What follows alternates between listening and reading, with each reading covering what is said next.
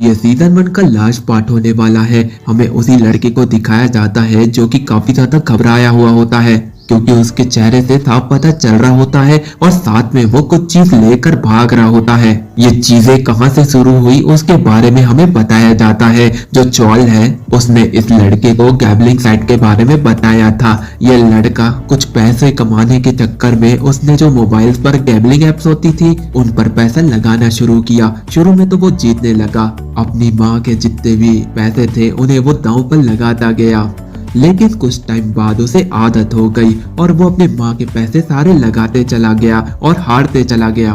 पर उसे ऐसा लग रहा था कि वो कुछ पैसे तो हारेगा ही, ये तो गेम का एक रूल होता है। उसे अपने आप पर भरोसा था और वो और भी ज्यादा गैम्बल खेलने लगा और लगातार बैक टू बैक हारते हारते उसे पता ही नहीं चला कि वो कब 5 मिलियन येन हार चुका था। उसे हर बात का अंदाजा था कि उसके पेरेंट्स को ये बातें पता चली तो उसे घर से निकाल दिया जाएगा या फिर और भी ज्यादा बुरा होगा। ऑनेस्टली उसने मान लिया था कि वो एक गलत काम कर रहा है और उससे बचने के लिए वो गैम्बलिंग साइट पे गया और वहां पर उसे प्रीशियस चीज मिली जिसे लेकर वो भाग रहा था। उसे एक शॉप के बारे में पता था जहां पर प्रीशियस चीज रखकर लोन लिया जा सकता है और वो केवल स्टूडेंट्स के लिए है। उसी दौरान बूली उस शॉप में पहुंच जाता है और जो बैग में लेकर भाग रहा होता है वो उसकी टेबल पर रख देता है। जो उसके सामने बंदा होता है वो काफी ज्यादा इरिटेट होता है और उससे पूछता है कि ये है क्या चीज और तुझे चाहिए क्या। जब वो बूली उस बैग को खोलता है तो हम क्या देखते हैं कि उसमें हमारा यांग यांग होता है जिसे वो बांध कर कैद करके उसके सामने लेकर आया हुआ होता है। दूसरी तरफ यांग यांग के पास उतनी पावर नहीं होती है क्योंकि उसकी प्रीवियस बैटल इतनी ज्यादा खतरनाक थी जिसकी वजह से उसकी हालत बहुत ज्यादा खराब होती है और इसी बात का फायदा उठाते हुए वो बूली अपना फोन निकालता है और एक रेयर स्पीसीज को दिखाता है जिसका नाम तारा तारा होता है। बूली उसे कन्फेस करने के लिए पूरी कोशिश कर रहा होता है और वो बता रहा होता है कि ये रेयर स्पीशीज है जो कि काफी ज्यादा वैल्यूएबल है, लेकिन उस बंदे को बूली की कहानी पर कोई भी भरोसा नहीं हो रहा होता है। उसे इंटरेस्ट तो उसके पीछे वाले बंदे पर आ रहा होता है। असल मायनों में कहा जाए तो वो यहाँ का रियल बॉस है। बूली पूरी कोशिश कर रहा होता है कि वो अपने सामने वाले बंदे को कन्फेस कर दे। फिर हमें असल बॉस को दिखाया जाता है जो कि उसकी बातों से मुस्कुरा रहा होता है और काफी ज्यादा एनॉइंग हो जाता है, इसलिए वो कहता है हम इस लड़के को लोन दे देंगे और अपना सर हिला देता है और बात यहाँ पर खत्म हो जाती है। उसी के बाद बूली शॉप से निकलता है और हम क्या देखते हैं कि वो काफी ज्यादा उदास होता है क्योंकि उसे 1 मिलियन मिले होते हैं और इतना काफी नहीं होता है। पर वो अपने आप को चेयर अप करता है और उसे एक आइडिया आता है कि वो ऐसी चीजें ढूंढेगा और यहाँ पर लाकर उसे जमा कराएगा जिससे उसके ऊपर जो भार है उसे वो धीरे धीरे कम कर लेगा। तभी उसके पास एक बंदा आ रहा होता है जो कि बूली पर ध्यान नहीं देता है और उसे सीधा क्रॉस करते हुए उसी शॉप पर जा रहा होता है। शॉप में पहुंचने के बाद वो सन का आईडी कार्ड उनके सामने रख देता है और कहता है कि उसे शॉर्ट टर्म में जितना लोन मिल सकता है उतना दे दो। तो सामने वाला बंदा काफी ज्यादा घबराया हुआ होता है। वो अपने बॉस की तरफ देख रहा होता है क्योंकि उसे यहाँ पर कुछ भी समझ में नहीं आ रहा होता है। तभी उसे बॉस एक सिग्नल देते हैं और वो तुरंत उससे कहता है अपनी हुड्डी उतारो, मुझे तुम्हें देखना है और यहाँ पर आइडेंटिफाई करना है कि तुम सच में अपना आईडी कार्ड जमा करने के लिए आए हो या फिर चोरी का कार्ड लेकर आए हो। इसी दौरान वो लड़का यानी कि वो लड़की अपनी हुड्डी उतारती है और अपने सामने जो कार्ड होता है उससे उसका फेस तो मैच होता है, लेकिन थोड़ा सा डिफरेंस होता है उसकी आईज में क्योंकि उसके हेयर और आई का कलर बहुत ज्यादा डिफरेंट होता है। ये कहना मुश्किल था कि ये जो आईडी कार्ड में लड़की है वो सही में यही है कि नहीं। ये चीजें करते हुए वो लड़की काफी ज्यादा घबराई होती है क्योंकि वो रियली में सन नहीं है। इस पर वो बंदा कुछ भी नहीं कहता है। वो अपने बॉस की तरफ देखता है, बॉस उसे हाँ कह देता है और उस नकली सन को तुरंत 4 लाख का लोन अप्रूव्ड हो जाता है। बंदा उसे कह रहा होता है कि मैं तुम्हें याद दिला दूं, अगर तुमने ये लोन नहीं चुकाया तो ये जो कार्ड है हम रख लेंगे। पैसे लेने के बाद वो काफी ज्यादा घबराया हुआ होता है और वहां से जल्दी से निकल जाता है। तभी उसको एक बंदा रोकता है और पूछता है कि मिशन कामयाब हुआ? तो वो और कोई नहीं यांग जो होता है। वो बंदा काफी ज्यादा घबराया हुआ होता है, अपनी डरी सहमी सी आवाज में कहता है कि मिशन सक्सेसफुल रहा। पैसा पाने के बाद यांग जो काफी ज्यादा सेटिस्फाई हो जाता है और उसे बता रहा होता है कि वो उस शॉप के आसपास नहीं भटक सकता। उसका एक बहुत बड़ा रीजन है जो कि हमें आगे चलकर पता चलेगा।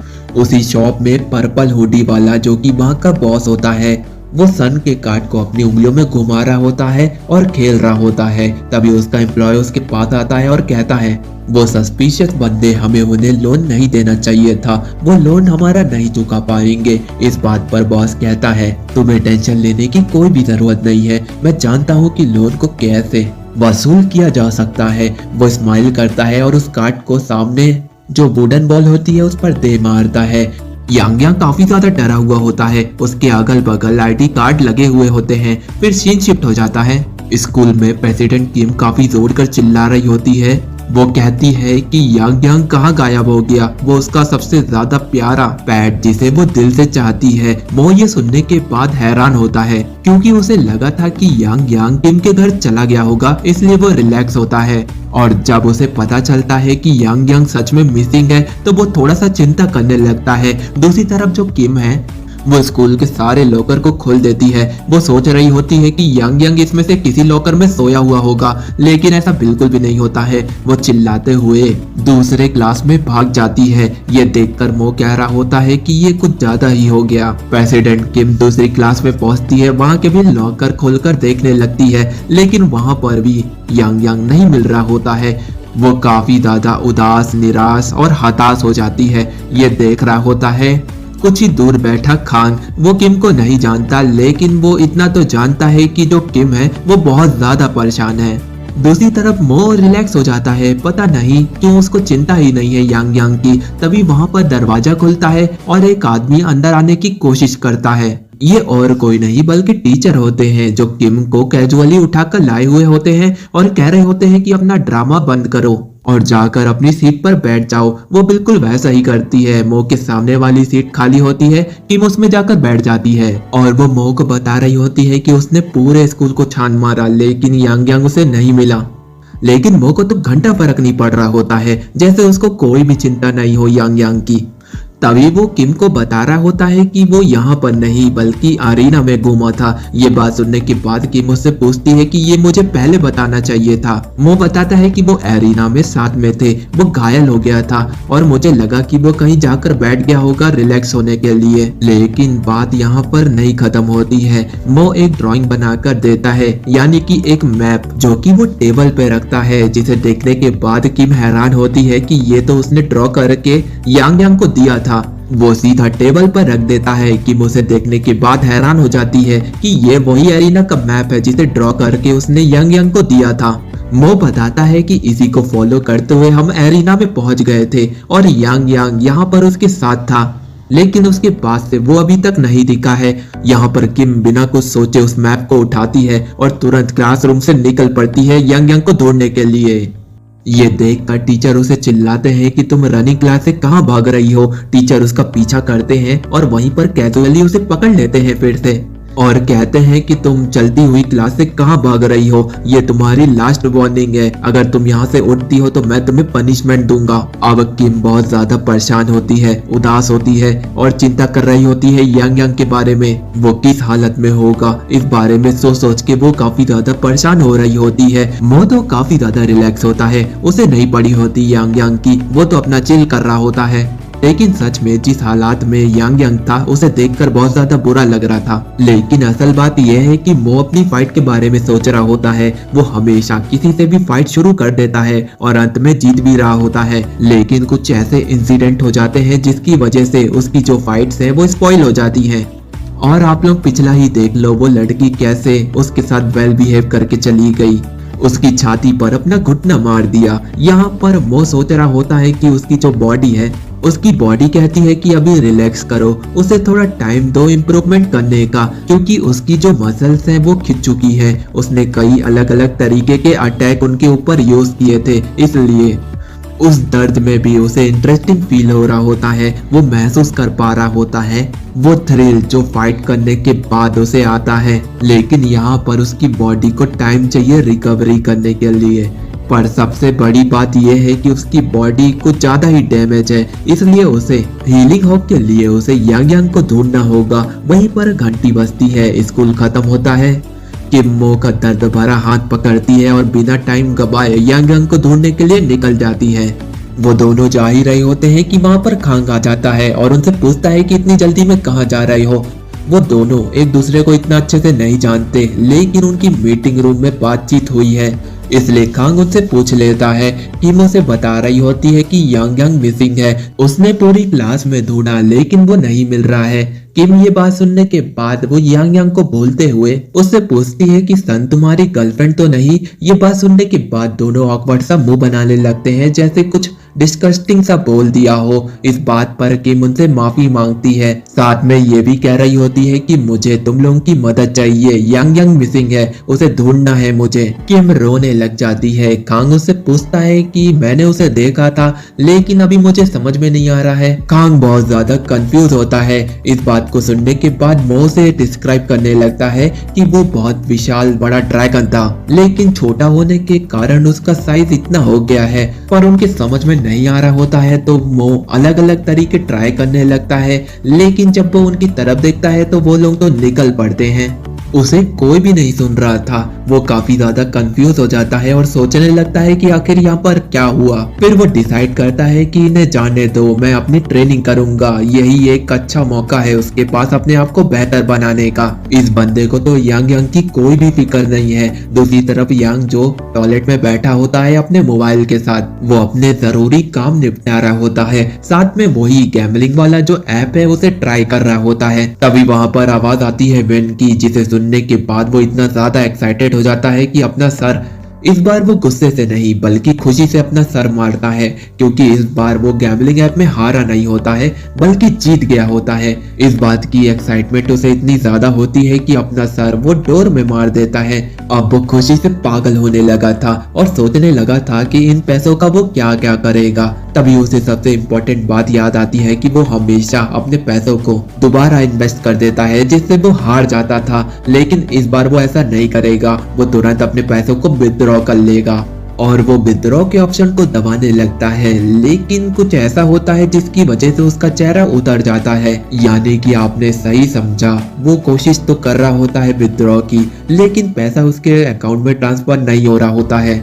और यही गैम्बलिंग ऐप का सीक्रेट होता है। पहले तो वो लोगों को जितवाते हैं और उन्हें एडिक्टेड बना देते हैं, जिसकी वजह से वो अपना सारा पैसा उसमें लगा दे। और बिल्कुल यांगजो के साथ भी यही होता है। वो गेम एक स्कैम होता है। उसने यहाँ पर कुछ भी नहीं जीता था, उसकी हालत बहुत ज्यादा खराब हो जाती है, वो यहाँ पर कुछ कर भी नहीं सकता था। फिर 6 दिन के बाद का सीन दिखाया जाता है, जहाँ पर मो अजीब सा बिहेव कर रहा होता है। वो कोशिश कर रहा होता है कि वो टीचर को उकसाए और उससे फाइट करे, लेकिन वो आगे बढ़ जाते हैं। दूसरी तरफ किंग, सन, खांग तीनों मिलकर यांग यांग को ढूंढ रहे होते हैं। वो उसी जगह पर पहुंच जाते हैं, उस जगह का चप्पा चप्पा छान मारते हैं, लेकिन यांग यांग नहीं मिलता है। दूसरी तरफ खांग उनकी मदद करने के बाद अपनी ट्रेनिंग करना शुरू कर देता है। यहाँ तक कि जो किम है वो अपने प्यारे पेट के लिए एक पोस्टर भी तैयार करती है, पर उसका कोई फायदा नहीं होता है।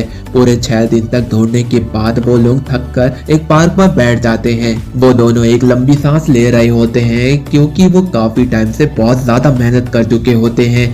किम सन से कह रही होती है कि मेरा इतना साथ देने के लिए शुक्रिया, मैंने तुम्हारे लिए परेशानी क्रिएट की। जिस पर सन कहती है कि कोई बात नहीं, दोस्तों में इतना चलता है। पर जो किम होती है, ये बात सुनने के बाद उसे बहुत ज्यादा गुस्सा मुंह पर आ रहा होता है। आखिर वो कहाँ पर है, उसने उसका साथ भी नहीं दिया।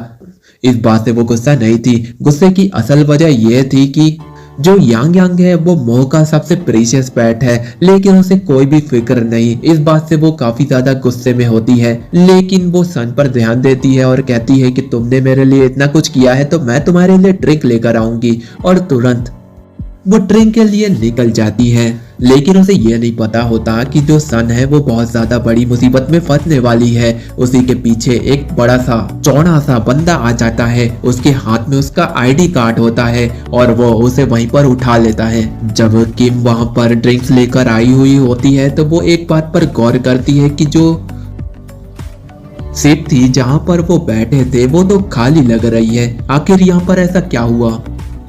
अब हम वापिस मो के पास आते हैं। वो लड़ने के लिए टीचर से ऐसा बिहेव नहीं कर रहा था, बल्कि वो उनकी बॉडी को देखकर जेलस फील कर रहा होता है। वो उनके आसपास भटकने लगता है और उनकी बॉडी को एनालाइज करते हुए कह रहा होता है कि आपकी बॉडी कमाल की है, आप कौन सी डाइट लेते हैं, उसको भी कुछ सजेशन दीजिए। टीचर को बहुत ज्यादा गुस्सा आने लगता है, कोई उनकी बॉडी को उनके परमिशन के बिना छुए। इस बात से वो काफी ज्यादा गुस्से में आ जाते हैं, लेकिन मो ये नहीं देखता है, वो छूने लगता है। पर हद तो तब हो जाती है जब वो चेस्ट पर अपनी उंगलियां रख देता है। टीचर यहाँ पर उसके ऊपर गुस्सा करे उससे पहले मो उनसे कहता है कि आपने इस पार्ट को बहुत अच्छे से ट्रेन किया है। वो उनकी हर एक मसल को देख रहा होता है और समझ रहा होता है। टीचर इस बात को जाने देते हैं क्योंकि मो ने उनकी परमिशन के बिना उसके चेस्ट को छूने दिया, लेकिन मो उनकी तारीफ कर रहा होता है, उनकी मेहनत को ब्रेस कर रहा होता है, जिस पर उन्हें गुस्सा नहीं आता है, बल्कि वो काफी ज्यादा खुश हो जाते हैं। तभी अचानक से मो उन्हें कह देता है कि मैं आपके साथ ट्रेनिंग सेशन को ज्वाइन करने वाला हूँ। ये बात सुनने के बाद टीचर काफी ज्यादा हैरान होते हैं और बहुत ज्यादा कंफ्यूज्ड होते हैं। उनको नहीं पता कि मो के इंटेंशन क्या है, आखिर वो क्या चाहता है उससे। फिर हम देखते हैं कि सन के आईडी के साथ कोई बंदा खेल रहा होता है। ये तो ऑब्वियस सी बात है कि वो शॉप का एम्प्लॉई सन को पकड़ के लाया हुआ होता है और वो बिल्कुल ठीक ठाक होती है। वो बता रहा होता है सन को, तुमने अपना आईडी कार्ड को इधर गिरवी रखा और इसके बदले में तुमने लोन लिया जो कि तुम चुका भी नहीं रही हो। इस बात को सुनने के बाद सन काफी ज्यादा हैरान होती है और कहती है कि मैं इस शॉप में कभी आई नहीं, तो मैं अपना आईडी कार्ड गिरवी क्यों रखूंगी। पीछे से जो ओनर होता है वो काफी ज्यादा गुस्से में आ जाता है और वो टेबल में जोर से हाथ मारता है और सबका ध्यान उसकी तरफ चला जाता है। वो उसे कहता है कि तुम अपना आईडी कार्ड यहाँ पर लोन लेने के लिए गिरवी रखती हो और जब लोन वापस करने की बारी आती है तो तुम कहती हो कि मैं इधर पे आई नहीं। ये कौन सी बात हुई। इस बात पर उसका एम्प्लॉय भी उससे एग्री कर रहा होता है। सन ये देखकर समझ जाती है कि ये जरूर इनका प्लान होगा, लेकिन वो उनके प्लान में नहीं फंसेगी। वो अपने आप को शांत करती है और उनसे पूछ रही होती है कि इस कार्ड को वापस लेने के लिए कितना पैसा लौटाना होगा। इस पर एम्प्लॉय बता रहा होता है कि 5.50 मिलियन उसे चुकाना है। 5 मिलियन तो वो लेकर गई थी और 50,000 उसका बाकी का इंटरेस्ट है जो कि उसे चुकाना होगा। इस बात को सुनने के बाद सन वहां पर हैरान नहीं होती, बल्कि रिलैक्स होकर वो उनसे पूछ रही होती है, इसके लिए मुझे टाइम मिलेगा, मैं आपका लोन तुरंत चुका दूंगी। एम्प्लॉय उसके कार्ड को लेता है और ड्रॉर खोलकर उसमें फेंक देता है। ये देखने के बाद सन काफी ज्यादा हैरान और परेशान होने लगती है क्योंकि वो सोच रही थी अगर वो उसकी बात पर राजी हो जाएगी तो वो बंदा उसके कार्ड को लौटा देगा, लेकिन वो ऐसा नहीं करता है। बदले में वो एम्प्लॉय उसे धमकी दे देता है, अगर तुम 1 हफ्ते में उसका जो पैसा है वो नहीं लौटाओगी तो तुम जानती हो कि जैसे हमने अभी तुम्हें ढूंढा है वैसे ही हम अगली बार भी ढूंढ ही लेंगे। इन बातों को सुनने के बाद सन उनकी बातों से एग्री करते हुए वहां से जाने लगती है, पर जाते जाते उन्हें कह रही होती है कि मेरे कार्ड को ध्यान से संभाल कर रखना, कहीं गुम ना हो जाए। इतना बोलने के बाद उनके दरवाजे को इतना जोर कर बंद करती है जिससे वो एम्प्लॉय बहुत ज्यादा परेशान हो जाता है और वो घूर कर दरवाजे को देखने लगता है, लेकिन वहीं पर जो उसका बॉस बैठा होता है उसे लग रहा है कि वो उसे गुस्से में घूर रहा है और एम्प्लॉय के पसीने छूटने लगते हैं और वो बॉस को कह रहा होता है घबराते हुए कि नहीं, मैं तो उस लड़की के ऊपर गुस्सा कर रहा था, और उससे माफी मांगते हुए कहता है कि अगली बार ऐसा नहीं होगा, अगली बार से ऐसा नहीं होगा। फिर रात हो जाती है, उसके काम का टाइम खत्म होता है। वो लॉक लगाने के बाद उस चाबी को फ्लावर पॉट में फेंक कर जाने लगता है और कहने लगता है कि मुझे उस बच्चे की बातें क्यों माननी पड़ती है। वो काफी ज्यादा उदास होता है। वहीं ऊपर की तरफ स्टेयर्स जाते हैं, सन वहां पर छुपी होती है। जैसे ही वो एम्प्लॉय वहां से जाता है, सन निकल कर बाहर आती है। उसका प्लान एकदम सिंपल था कि जैसे ही एम्प्लॉय जाए वो छुपकर उस डोर को खोल ले और अपना आईडी कार्ड लेकर निकल जाए, और वो बिल्कुल वैसा ही करती है। वो डोर को खोलने की कोशिश कर ही रही होती है कि उसकी नजर फ्लावर पॉट में की पड़ जाती है।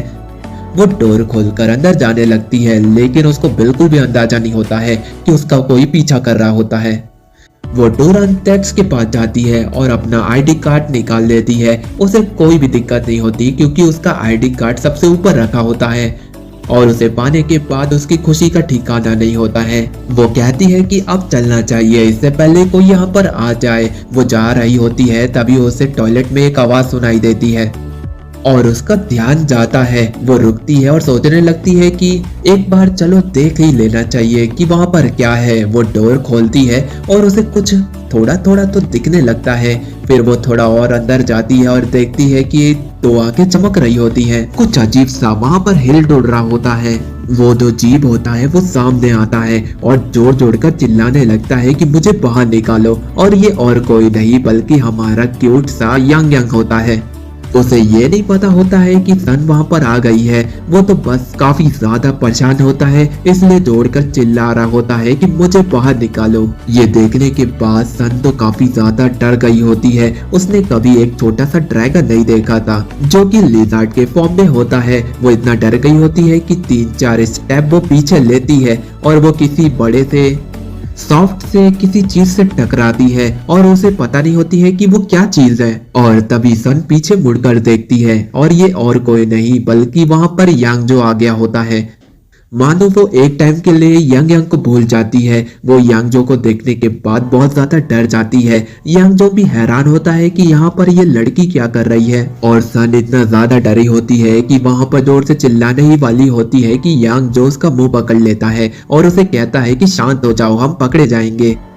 फिर वो नोटिस करता है कि ये तो वही लड़की है जिसका कार्ड उसने गिरवी रखा था। वो समझ जाता है कि यहाँ पर क्या हुआ है। वो उसे सिचुएशन के बारे में बताने लगता है कि मैं भी तुम्हारी तरह अपना कार्ड लेने के लिए आया हूँ। दोनों अपना काम शांति से करेंगे और यहाँ से निकल जाएंगे। ये बात सुनने के बाद जो सन है वो रिलैक्स महसूस करती है और वो अपना काम करती है। यांग यांग को उठाती है और उसका कार्ड तो उसे मिल ही गया होता है। अपना काम करने के बाद सन यांग यांग को उठाती है और बिल्डिंग से निकल जाती है क्योंकि उसे याद आ जाता है कि किम ने जो पोस्टर बनाया था यांग यांग बिल्कुल उसके जैसा ही दिख रहा है। और वो बिल्डिंग में कह रही होती है कि ये कैसे बुरे लोग हैं, ये लोगों के आईडी कार्ड तो चुराते ही है लेकिन बेजुबान जानवर को परेशान भी करते हैं। पर उसे पता नहीं होता है कि उसकी जो बातें हैं और जो वो कर रही है वो सीसीटीवी कैमरा में रिकॉर्ड हो चुका है जो कि उसे आगे चलकर परेशान करने वाला है। शीन यहाँ से शिफ्ट होता है। किम स्कूल जा रही होती है तभी वहाँ पर सन आ जाती है और उसे देखकर चिल्लाने लगती है। किम उसे देखती है तो वो भी चिल्लाने लगती है और उसे सीधा जाकर पूछती है कि तुम्हारे साथ ऐसा क्या हुआ था,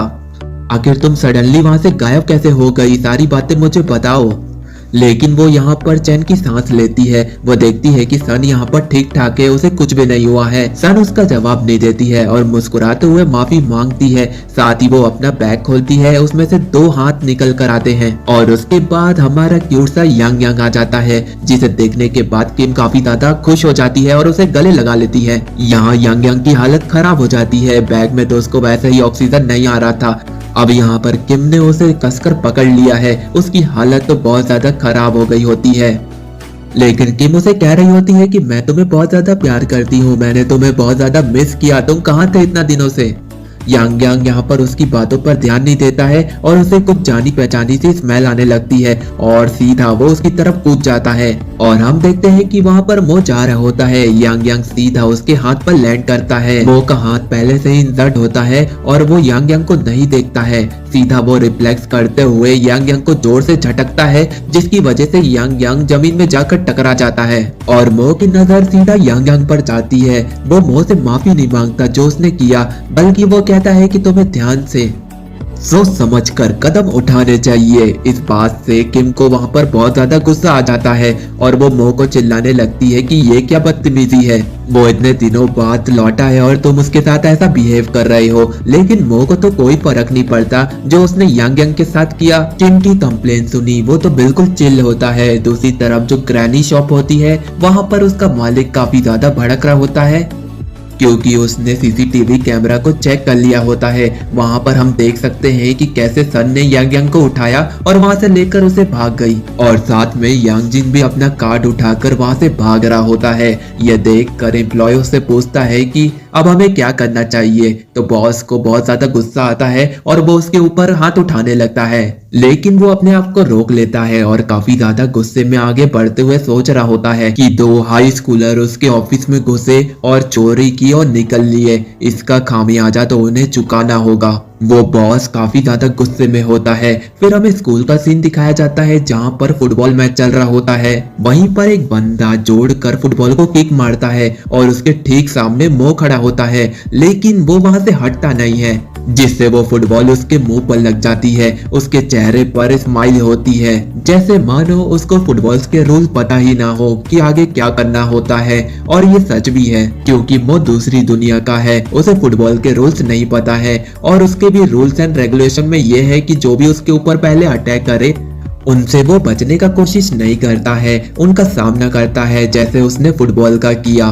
फुटबॉल उसके चेहरे पर लगने के बाद नीचे गिरती है। उसका चेहरा तो लाल हो गया होता है, लेकिन वो थ्रिल वाली स्माइल उसके चेहरे पर आ जाती है। वो सीधा उस बोल्ड लड़के की तरफ बढ़ने लगता है, लेकिन वो पंच के साथ भी तैयार होता है और सीधा उसके पेट पर एक पंच मार देता है। वो लड़का पहले तो सोच रहा होता है कि उसने फुटबॉल को किक किया तो उसे डॉज करना चाहिए था, लेकिन वो यहाँ पर उसे पंच मारने के लिए आगे बढ़ गया है। वो इतना सोच पाता कि वो पंच उसे लग चुका था, उसकी हालत बहुत ज्यादा खराब हो गई थी। वो बंदा नीचे गिर गया। वो यहाँ पर तैयारी करने लगा कि वो अपने पंचोस को उसके ऊपर बैक टू बैक बरसाने लगेगा। ये सीन सब लोग देख रहे होते हैं और वो समझ जाते हैं कि ये उसका हाल उस बोली लड़के के जैसे करने वाला है, हमें तुरंत उसे रोकना होगा। सब आगे बढ़ते हैं और दूसरी तरफ जो स्पोर्ट्स टीचर होते हैं वो भी समझ जाते हैं कि वहां पर कुछ तो ऐसा चल रहा है। वो तो एकदम थ्रिल होता है, यहाँ पर ड्रामेटिक सीन बन जाता है, लोगों से रोकने की पूरी कोशिश करते हैं। दूसरी तरफ मो एक्साइटेड फील कर रहा होता है, जो भी उसे रोकने की कोशिश कर रहा होता है, लेकिन वो एक्साइटेड फील करने लगता है। जो भी उसे रोकने की कोशिश करता है वो उसे ही धोने लगता है। दूसरी तरफ किम और यांग यांग को एक अच्छा स्पेस मिल जाता है, जहां पर किंग यांग यांग को कह रही होती है कि उनकी फाइट को जाने दो और मेरी बातों को सुनो। वो अपना एक पुराना फोन निकालती है और यांग यांग को दे देती है और कहती है कि ये जो फोन है ये तुम रख सकते हो, जब भी तुम्हें मेरी जरूरत पड़े कॉल या टेक्स्ट कर देना। क्योंकि मो और यांग यांग के पास फोन नहीं है, इसलिए किम ने उन्हें फोन दे दिया होता है। फोन पाने के बाद यांग यांग काफी ज्यादा एक्साइटेड तो होता है, लेकिन बहुत ज्यादा सरप्राइज भी हो जाता है। किम उसे एक्सप्लेन कर रही होती है कि ये व्हाट्सएप है और ये वाईफाई है, लेकिन वो इतना ज्यादा कंफ्यूज होता है कि उसकी बातें उसे समझ में नहीं आ रही होती है। फिर किम उसे मैनुअली समझाने की कोशिश करती है। वो समझ जाती है कि यांग यांग यहाँ पर बहुत ज्यादा कंफ्यूज्ड है। यांग यांग कहता है कि वो बेसिक से शुरू करेगा और उस फोन को पाने के बाद वो एक्साइटेड होता है, लेकिन उसका ध्यान उसी बोली बॉय पर जाता है जो कि वही तरह सा गैम्बलिंग ऐप को खेल रहा होता है और उसमें पैसे हार रहा होता है। क्योंकि ये वही लड़का है जिस टाइम यांग यांग घायल हो गया था, उसे उठाकर उस शॉप में गिररी रख के आ गया था। उस लड़के की वजह से उसे बुरी चीजें झेलनी पड़ी थी, इसलिए वो उसकी तरफ दौड़ते हुए उसके मुंह पर कूदता है और सर पर काट लेता है। बुली बॉय अपने आप को बचाने के लिए यांग यांग को पकड़ता है और खींचने की पूरी कोशिश करता है, लेकिन यांग यांग उसके चेहरे को खरोचते हुए अपना बदला ले रहा होता है। तभी बुली बॉय उसको जोर से पकड़ता है और जमीन में पटक कर वहां से भाग जाता है और भागते भागते उसे याद आ जाता है कि ये वही इंसेक्ट है जिसे उसने गिररी रखा था। दूसरी तरफ जो पीटी टीचर है वो मो को समझा रहे होते हैं कि जो तुम कर रहे हो ये बहुत ज्यादा बुरा है, तुम लोगों से ऐसे फाइट करते रहोगे तो मैं तुम्हें अपने ट्रेनिंग सेशन में आने की इजाजत नहीं दूंगा। और तभी वो बुली बॉय मो से टकराता है और सीधा वहां पर गिर जाता है। मो के चेहरे में वही थ्रिल स्माइल होती है, उसके ऊपर पहला अटैक हो गया है और वो सीधा उस बुली बॉय के ऊपर टूट पड़ता है। पीटी टीचर अपना सर पकड़ता है और कहता है कि लो ये फिर से शुरू हो गया। मो तो उसे धो रहा होता है, पीटी टीचर उसे पकड़ते हैं और रोक लेते हैं और उसके बाद मो किम के साथ अपने घर जा रहा होता है और उसे कह रहा होता है कि आज का ट्रेनिंग सेशन तो काफी ज्यादा थ्रिल था, मानो जैसे वो एक ड्रीम लैंड में रह रहा हो। रोज उसके साथ ऐसा ही ट्रेनिंग होनी चाहिए। इस बात पर किम उसे समझा रही होती है कि ये जो तुम करते हो ये बहुत ज्यादा बुरा है, लेकिन ये तो मोह है, उसे समझाना इम्पॉसिबल है। इसलिए वो टॉपिक को चेंज करते हुए कहती है कि आज तुम मेरे घर आओगे, मैं तुम्हें ट्रीट दूंगी, साथ में फोन चलाना भी सिखा दूंगी। तो मोह मान जाता है। उसी के पीछे सन अपनी दोस्त के साथ हंसी मजाक गॉसिप करते हुए आगे बढ़ रही होती है। उसे किसी भी खतरे का एहसास नहीं होता है। वहीं उसके पीछे खांग भी होता है जो कि अपने गर्दन को मड़ोड़ते हुए कह रहा होता है कि मैं कल गलत पोर्शन में सो गया था। और उसी के ठीक पीछे हाजू होता है जो कि अपनी बंदी से बात कर रहा होता है और उसके चेहरे में स्माइल होती है। तभी सन के पास कोई आवाज लगाता है वॉलेट वाली लड़की, और ये और कोई नहीं यांग जो होता है और उसके सर पर चोट लगी होती है। उसके चेहरे के हाव भाव से समझ सकते हैं कि उसकी कल पिटाई हुई हो। लगता है शॉप के मालिक ने उसके साथ कुछ किया है जिसकी वजह से वो सन का आईडी कार्ड मांगने के लिए यहाँ पर आया हुआ होता है। सन ये बात सुनने के बाद काफी ज्यादा हैरान होती है और बहुत ज्यादा कंफ्यूज होती है, लेकिन वो उसे यहाँ पर पहचान लेती है कि ये तो वही बंदा है। इस पर यांग जो उसे चिल्लाते हुए बताता है कि जब हम कल अपना आईडी कार्ड लेने के लिए गए थे तब सारी चीजें सीसीटीवी कैमरे में रिकॉर्ड हो गई थी। इस बात को सुनने के बाद सन काफी ज्यादा हैरान होती है। फिर वो कहती है कि इससे हमें क्या फर्क पड़ता है अगर उन्होंने देख लिया, आखिर ये मेरा आईडी कार्ड है। उसे ये बात समझ में नहीं आ रही होती है कि ये बंदा उससे उसका आईडी कार्ड मांगने क्यों आया हुआ होता है। उसकी दोस्त को भी समझ में नहीं आता है। यांग जो उसे चिल्लाते हुए कहता है कि अगर तुम अपना आईडी कार्ड नहीं दोगी तो हम बड़ी परेशानी में फंस जाएंगे। अब सन उसकी बातें नहीं मान रही होती है तो वो जोर जबरदस्ती पर उतर आता है। वो उसका बैग छीनने लगता है और उसमें उसका आईडी कार्ड ढूंढने लगता है। ये सीन दूर खड़े खांग और हासू देख रहे होते हैं और वो दूर से ही समझ जाते हैं कि उनकी प्यारी सन के साथ क्या हो रहा है। वो दौड़ते भागते हुए उसके पास पहुंच जाते हैं। रास्ते में वो दोनों मो को क्रॉस कर रहे होते हैं जिसे सिनेरियो बिल्कुल भी समझ में नहीं आ रहा होता है। जब उसके माइंड में सारी चीजें प्रोसेस होती हैं तो वो समझ जाता है कि यहाँ पर क्या हो रहा है, लेकिन जो यांग जून है वो वहाँ पे नहीं रुकता है। वो सन के बैग में आईडी कार्ड को ढूंढ रहा होता है। वो बता रहा होता है कि अगर तुमने अपना कार्ड नहीं दिया तो हम बहुत बड़ी मुसीबत में फंस जाएंगे। उसी बीच हादू और खांग हवा में कूदते हैं और अपने पंच को तैयार करते हैं और यांगजो के ऊपर हमला कर देते हैं। लेकिन उसी बीच एंट्री होती है मो की। वो दोनों के पंचेस को ब्लॉक कर देता है। यह सीन देखकर आपको लग रहा होगा कि यांगजो को मो बचाने आया है, लेकिन ऐसा बिल्कुल भी नहीं है। उसे अपनी पुरानी फाइट याद आती है। वो यांग जुंग के साथ 1-on-1 बैटल करना चाहता है। खांग और हाजू ने एक्सपेक्ट नहीं किया था कि मो उनके रास्ते में आ जाएगा। वो काफी ज्यादा शॉक्ड होते हैं और जब मो उसकी तरफ पलट कर देखता है, वो भी थ्रिल्ड स्माइल के साथ, तो यांग जू समझ जाता है कि ये तो वही हंटर है जिसे मैंने एक पंच में ढेर कर दिया था। लेकिन बाद में उसने जो करारा पंच मारा था उससे तो उसकी हालत ही खराब हो गई थी। वहाँ पर एक ड्रामा क्रिएट हो गया होता है। यांग जू इसी बात का फायदा उठाते हुए सन को उठाता है। इतने में ही यांग जू वहाँ से निकल जाता है। मो बस उसे देखकर शॉक खड़ा रहता है और उसे यहाँ पर कुछ भी समझ में नहीं आ रहा होता है। खांग और हासू को तो मौका ही नहीं मिलता सन को बचाने का। वो वहाँ पर खड़े होते हैं। जब वो देखते हैं कि यांग जो भाग गया है तो तुरंत उसे बचाने के लिए उसके पीछे निकल जाते हैं और फिर एक बार वो लोग मो को पास करते हैं। मो के तो कुछ भी समझ में नहीं आ रहा होता है। वो बिल्कुल कंफ्यूज्ड खड़ा होता है कि यहाँ पर क्या हो रहा है। फिर वो थोड़ा देर में प्रोसेस करता है कि ये लोग भी एक्साइटेड हैं उस बंदे से फाइट करने के लिए। फिर वो दौड़ कर उनका पीछा करने लगता है और चिल्लाते हुए कहता है कि रुको, पहले मेरा अपोनेंट है वो, मैं उससे फाइट करूंगा। लेकिन उसे यहाँ पर पता नहीं है कि चीजें कितनी ज्यादा डिफरेंट हो गई हैं। यांग जो अपना इलाका जिसका नाम है नैरो वैली, वहाँ पर मुड़ जाता है और देखकर लग रहा होता है कि वहाँ पर उसके पास कोई भी चारा नहीं है। लेकिन आपकी गलतफहमी है। जब मो, खांग, हासू वहाँ पर पहुँचते हैं तो देखते हैं कि ये इलाका तो चारों तरफ से बंद है। यहाँ पर यांग जो तो फंस गया है, अब उसके पास कोई भी चारा नहीं है। लेकिन जब खांग को याद आता है कि इस जगह पर वो तो पहले आ चुका है मो के साथ, ये वही इलाका है जहाँ पर उसकी पहली फाइट हुई थी। मतलब मो के साथ यांग जो वहाँ पर सन को नीचे उतारता है और वो उतारता नहीं बल्कि उसे पटक देता है, जिससे सन को बहुत ज्यादा दर्द होता है क्योंकि यांग जो उनको सन को उठाया नहीं जा रहा होता है। फिर वो उनको कहता है कि अब आ जाओ मुझसे फाइट करो। लेकिन मो वहाँ पर आगे आता है और कहता है कि तुम लोग नहीं बल्कि मैं 1-on-1 फाइट करूंगा। इस बात पर हाजू उस पर गुस्सा निकाल रहा होता है। हाजू उसे कह रहा होता है कि तुम जो चीजें कर रहे हो उसमें तुम्हें बहुत मजा आता होगा, लेकिन जो मैं चीजें करने वाला हूँ वो मैं अपनी बहन के लिए करने वाला हूँ। उसकी जान पर बनाई है और तुम्हें मस्ती सूझ रही है। बताओ तुमने उस टाइम हमारे पंचेस को ब्लॉक क्यों किया था? यही कि तुम उससे 1-on-1 बैटल करना चाहते हो। तुम कितने ज्यादा बुरे हो। मो को यहाँ पर समझ में आ जाता है कि हाजू उसके ऊपर बहुत ज्यादा गुस्सा है, लेकिन वो वहाँ पर उससे माफी नहीं मांगता है। स्माइल करते हुए कहता है कि यांगजो को निपटाने के बाद तुम्हारी बारी आएगी। तभी एक बंदा उसके शोल्डर पर हाथ रखता है और कहता है बहुत लंबा अरसा हो गया और ये और कोई नहीं बल्कि यांग जुंग होता है। और वो उसके कंधे को जोर से प्रेस करता है जिसकी वजह से वो पूरी बॉडी में झंझनाहट महसूस करता है। वो दर्द से कर्रा उठता है।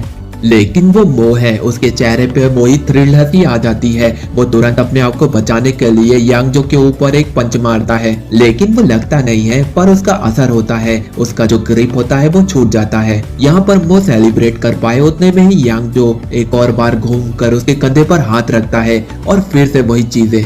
लेकिन इस बार कुछ नया होता है। वो अपने जूडो किक को तैयार करता है और मो के पैर में मार देता है, उसे जमीन में गिरा देता है और इतना ज्यादा जोड़ कर गिराता है जिसकी वजह से मो वहां पर दर्द को महसूस कर पा रहा होता है। उसकी आंखें बाहर आ गई होती है, उसकी सारी हड्डियां हिल रही होती हैं।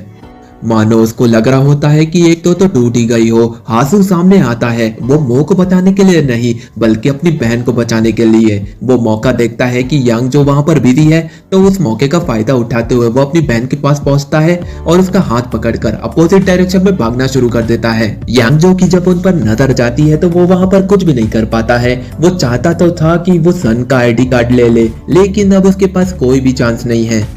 वो कहता है कि कोई बात नहीं, जाने दो, इससे उसे कोई फर्क नहीं पड़ता है। दूसरी तरफ जो मो है हमारे साथ प्रैंक कर देता है, मतलब इतनी जोड़ कर उसे पटका गया होता है मानो उसकी हड्डियां भी टूट गई होगी। उसके साथ कुछ भी नहीं हुआ होता है, उसकी हड्डियां, और वो काफी ज्यादा अच्छा फील कर रहे होते हैं। और शॉकिंगली वो सोच रहा होता है कि ये जरूर टीचर के साथ ट्रेनिंग का नतीजा है। वो अपनी बैग को फील कर रहा होता है कि उसे कोई भी चोट नहीं लगी है। वो उसे रिलीज करने के बाद टाइट करता है और जोर से प्रेशर मारता है। उस प्रेशर के साथ ही वो सीधा खड़ा हो जाता है। यांग जो तो डिस्ट्रैक्टेड होता है क्योंकि हासू सन को लेकर वहां पर भाग गया होता है। जब उसकी नजर मो पर जाती है तो वो काफी ज्यादा हैरान होता है। दूसरी तरफ जो खांग है वो मो से पूछ रहा होता है कि तुम्हें मेरी मदद चाहिए क्या? तो मो उसे कहता है कि मुझे तुम्हारी मदद नहीं चाहिए, सारी चीजें अंडर कंट्रोल हैं। यहीं पर मो का ध्यान भटक जाता है और इसी बात का फायदा यांग जो उठा लेता है। वो तुरंत एक अटैक करता है। मो उसके अटैक से बचते हुए एक ही चीज सोच रहा होता है कि उसका काउंटर कैसे करेगा। इतने में यांग जो अपनी स्ट्रेटेजी को बदलता है और वो तुरंत पीछे होकर उसके कॉलर को पकड़ लेता है। पहले तो उसके हाथ को पकड़ता है ताकि वो उसको कंट्रोल कर सके और कॉलर से ग्रिप बनाकर उसे उठाकर फिर से जमीन पर पटक देता है, मानो वो इतना ज्यादा हल्का फुल्का हो। लेकिन यहाँ पर हैरान कर देने वाली बात ये होती है कि मो को कुछ भी नहीं हुआ होता है। वो फील कर पा रहा होता है कि इस बार भी उसे कुछ नहीं हुआ। तभी हमें पता चलता है कि जो हमारा क्यूट सा उसकी पीठ पर सेफ्टी बैग की तरह काम कर रहा होता है। वो कितने भी झटके खाए, कितना भी दर्द सहे, लेकिन वो कंप्लेन नहीं करता है। उसकी हालत देखकर तो आप लोगों की भी हालत टाइट हो गई होगी। आखिर वो कितना और सहन करेगा। अब यहाँ पर सारी बातें मो को समझ में आ रही होती है। वो प्रोसेसिंग में बहुत ज्यादा स्लो है। वो यांग का बिना शुक्रिया करे वहां पर खड़े हो जाता है और उसका ध्यान यांग जो पर जाता है, जो कि उसने एक बड़ी गलती कर दी होती है कि उसके असिस्टेंट यांग के ऊपर अटैक कर दिया। बिना कोई टाइम गवाए मो अपने प्यारे असिस्टेंट की चिंता करते हुए यांग जो के ऊपर अटैक कर देता है और बैक टू बैक उसके ऊपर पंचेस बरसाने लगता है।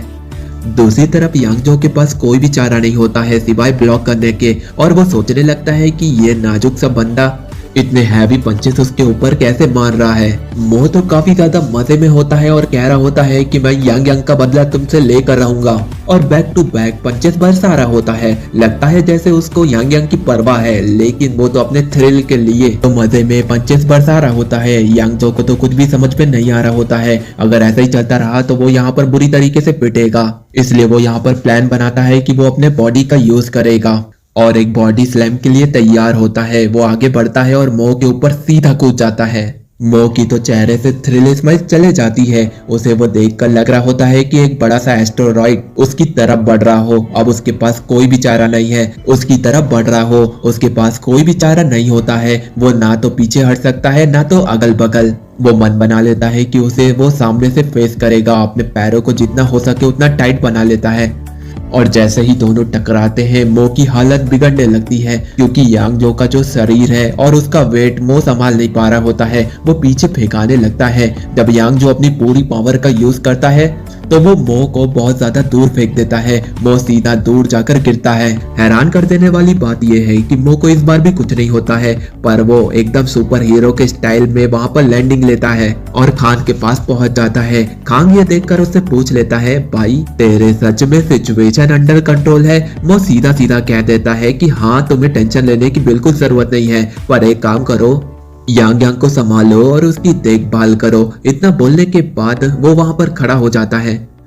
उसने खांग को कह तो दिया, लेकिन वो खुद श्योर नहीं होता है कि वो इस मॉन्स्टर को हराएगा कैसे। मो स्माइल करता है और कहता है कि इसी चीज के लिए तो वो अर्थ पर आया था, चुनौतियों का सामना करने के लिए। और वो प्लान बनाता है कि मो काफी ज्यादा तेज है तो उसका फायदा उठाएगा। वो तुरंत उसके ऊपर हमला कर देता है।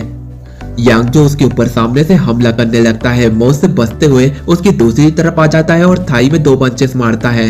दूसरे थाई में भी 2 पंच मारता है। यांग जो की तो हालत खराब हो रही होती है। मो की एक ही स्ट्रेटेजी है कि जो यांग जो है वो एक मॉन्स्टर की तरह है। अगर वो उसके थाई पर अटैक करेगा और इम्पैक्ट काफी ज्यादा सही होता है, वो उसका बैलेंस बिगाड़ देता है, जिसकी वजह से यांग जो को अपने आप को संभालने के लिए हाथ लगाने पड़ते हैं। यांग जो समझ जाता है कि अगर ऐसा ही चलता रहा तो वो फाइट को हार जाएगा। तभी वो एक प्लान बनाता है, मो का ध्यान भटकाता है और उसे कहता है कि पीछे देखो, तुम्हारे साथ एक और बंदा है, 2v1 ये फेयर नहीं है मेरे साथ, मैं तुमसे नहीं लड़ने वाला। इतना सुनने के बाद मो का ध्यान भटक जाता है। वो खांग की तरफ देखता है और कहता है कि तुम फाइट में इंटरफेयर नहीं करना।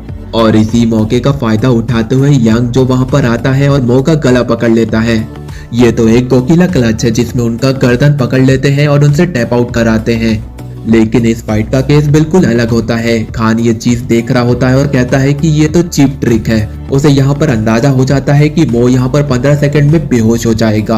अब उसे लग रहा होता है कि मो को उसकी जरूरत है, क्योंकि सिचुएशन अब बहुत ज्यादा डेंजरस हो गई है। और जब वो देखता है कि मो का जो चेहरा है वो कलर बदलने लगता है, तो वो तुरंत बिना किसी हेजिटेशन के आगे बढ़ता है। जब वो 2 कदम आगे ही बढ़ता है तो मो चिल्लाता है कि मेरी हेल्प मत करो।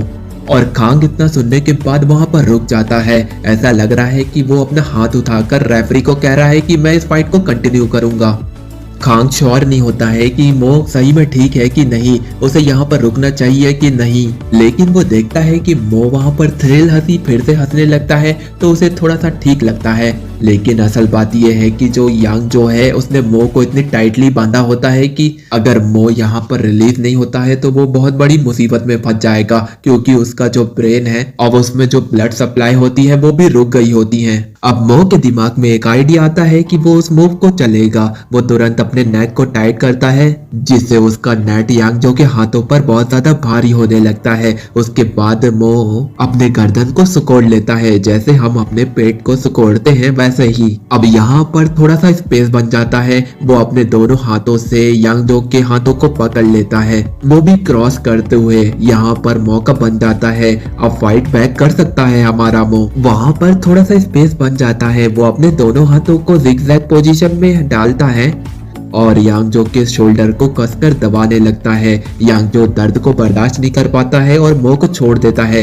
ये चीज देखकर वहां पर सब लोग हैरान हो जाते हैं कि मो ऐसा भी कुछ कर सकता है। वो एक आम लड़का था, लेकिन अब ऐसी फाइटिंग एक्सपीरियंस को दिखाते हुए वो आम नहीं रहा, अब वो एक्स्ट्रा ऑर्डिनरी बन चुका है। और वो सामने देख पा रहा होता है कि यांग जो कितने ज्यादा गुस्से में है। इसी बात का मो फायदा उठाने वाला है। वो उसके हर एक हमले को प्रेडिक्ट कर पा रहा होता है। उसे लग रहा होता है कि वो एक बड़ी सी चट्टान है, जिसे एक बस प्रॉपर पंच मारा जाए उसके टुकड़े हो जाएंगे। लेकिन ये इतना ज्यादा आसान नहीं है। फिर वो अपनी ट्रेनिंग को याद करता है जो कि वो अपने टीचर के साथ करता था। टीचर अपने लेग डेस कर रहे होते हैं, वो बारबल को अप्स एंड डाउन कर रहे होते हैं, जिसे देखने के बाद वो सोच रहा होता है कि इस ट्रेनिंग को करने के बाद उनके जो मसल्स हैं वो सही में ग्रो होंगे कि नहीं। वो उनके पैरों के अंगूठों को देखने लगा और वो श्योर करने लगा कि उनके अंदर वो पावर जनरेट हो रही है कि नहीं। जब टीचर वहां से जाने लगे तो वो बारबल के पास जाता है। टीचर को वो कॉपी करते हुए बारबल को उठाता है और सेम पोजीशन पर अप एंड डाउन करने लगता है। और उसी के बाद वो एक कदम आगे भी बढ़ाता है और उसके चेहरे पर वो थकान बिल्कुल भी नजर नहीं आ रही होती है। ये देखने के बाद टीचर मानो उनके पैरों से तो जमीन निकल गई हो। वो इतना ज्यादा शॉक्ड होते हैं। ये चीजें करने में उन्हें कितने ज्यादा महीनों लग गए थे, लेकिन ये बंदा एक ही दिन में बारबल स्क्वाट्स इतनी आसानी से कर पा रहा है, वो भी सेम वेट में।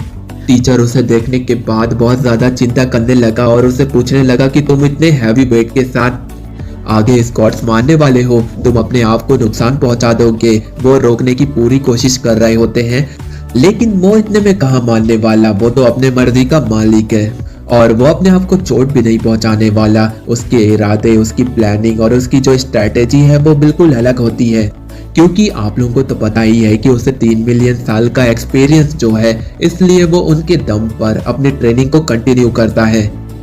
और ये बातें तो टीचर को नहीं पता है। वो पुराने टाइम पर जब लोगों से फाइट करता था, उसके सामने जितने भी मॉन्स्टर होते थे, उनसे फाइट के दौरान उसने ये टेक्निक को सीखा था। वो अपने किसी भी मस्कुलर को ढीला कर सकता है और स्ट्रॉन्ग कर सकता है। और साथ में वो हर एक पॉइंट को कंट्रोल कर सकता है। वो कहीं का ब्लड कहीं पर भी डाइवर्ट कर सकता है। उसके पास इतना ज्यादा टैलेंट होता है, उसने अपनी जर्नी में ये सब सीखा होता है। जैसे मानो एक बड़ा सा चट्टान उसके सामने है और वो अपने हाथ में पावर को इकट्ठा करके उसे एक झटके में तोड़ देता है, और वहीं पर वही चीजें कर रहा होता है। अपनी पूरी पावर को अपने लेग्स में इकट्ठा करता है और टीचर के सामने स्क्वाट्स मारने लगता है। जितनी रफ्तार में उसके टीचर स्क्वाट्स कर रहे होते हैं, उनसे दुगनी रफ्तार में वो स्क्वाट्स को करके दिखा रहा होता है। यही टेक्निक का यूज मो यांगजो के सामने करता है। वो अपने एक हाथ को बहुत ज्यादा कमजोर बना लेता है, उसकी पावर को शिफ्ट दूसरे हाथ में कर देता है, जिससे उसकी मसल बढ़ जाती है और उसकी पावर 2 गुना हो जाती है। कांग उसकी चिंता करते हुए उसे ऑब्जर्व कर रहा होता है, कहीं यांगजो की जो अटैक थी उससे कहीं उसे इम्पैक्ट ना हुआ हो। मो उसकी तरफ देखता है और कुछ नहीं बोलता है, पर उसे याद आता है वो टेक्निक के बारे में। जब उन दोनों की फाइट हुई थी तो खांग ने उसके ऊपर वो सुपर पंच मारा था। उसी टेक्निक को मो यहाँ पर कॉपी करने वाला है। इस बार मो स्पीड पर नहीं बल्कि पावर पर फोकस करता है। वो सीधा यांगजो की तरफ बढ़ रहा होता है। यांगजो उसके अटैक से बचने के लिए दोनों हाथ को आगे करता है और एक शील्ड बना लेता है, लेकिन अब कोई फायदा नहीं। मो का पंच यांगजो को लगता है और वो महसूस कर पा रहा होता है कि इसका जो इम्पैक्ट है उसकी पूरी बॉडी में फैल गया है। अब वो उसे सहन नहीं कर पा रहा होता है, मानो जैसे कि मो ने एक चट्टान पर अपनी पूरी पावर से पंच मारा और उसके टुकड़े टुकड़े हो गए। वैसा ही कुछ यहाँ पर होता है। यहाँ पर यांगजो के छाती पर इतना ज्यादा जोड़कर वो पंच लगता है जिससे वो वहां पर बेहोश हो जाता है। मो यहाँ पर फाइट जीत जाता है। वो अपने से 2 गुने स्ट्रॉन्ग अपोनेंट को हरा देता है, लेकिन वो यहाँ पर कुछ तो भूल रहा होता है। तभी उसे याद आता है और वो अपनी थ्रिल हंसी को वापिस लाता है और तुरंत जाकर अपना सिग्नेचर मूव यानी कि अपने अपोनेंट के कानों को काट देना, और वो बिल्कुल वैसा ही करता है। यहाँ पर मो की विक्ट्री हो जाती है। मो ने गोडोरी के सबसे ट्रबल मेकर बंदे को हरा दिया होता है। दूसरी तरफ हाजू अपनी सिस्टर को डांट रहा होता है कि तुम इतनी बड़ी मुश्किलों में क्यों फंस जाती हो। सन कह रही होती है कि मेरे प्यारे भाई को मेरी कितनी ज्यादा चिंता है, इसलिए वो अपना सच बता रही होती है, क्योंकि अब छुपाने से कोई फायदा नहीं। वो अपने भाई को बताती है कि उस दिन की बात है जब आपने मुझे बचाया था, तब अचानक से उसका पर्स गिर गया था, लेकिन उसे याद नहीं वो कैसे गिर गया था। उसी की वजह से उसका जो आईडी कार्ड है वो एक लोन की शॉप पर पहुंच गया था और उसके ऊपर 5.50 मिलियन का लोन लग गया। वो उस बंदे को समझाने की पूरी कोशिश करती है, लेकिन वो बंदा वहाँ पर नहीं मानता है, क्योंकि ये इंसिडेंट उस टाइम पर हुआ था जब वो अपने कार्ड को छुड़ाने के लिए गई थी। तभी वहां पर यांगजो उसे मिल गया था। उसे लगा कि वो भी अपना आईडी कार्ड लेने के लिए आया है, लेकिन यहाँ पर सिचुएशन कब बदल गई उसे पता ही नहीं चला। वो आकर उससे आईडी कार्ड की डिमांड करने लगा। ये तो उसके बिल्कुल भी समझ में नहीं आया। ये बातें वो हाथू को बता रही होती है। ये बात सुनने के बाद उसके चेहरे का एक्सप्रेशन बदल जाता है।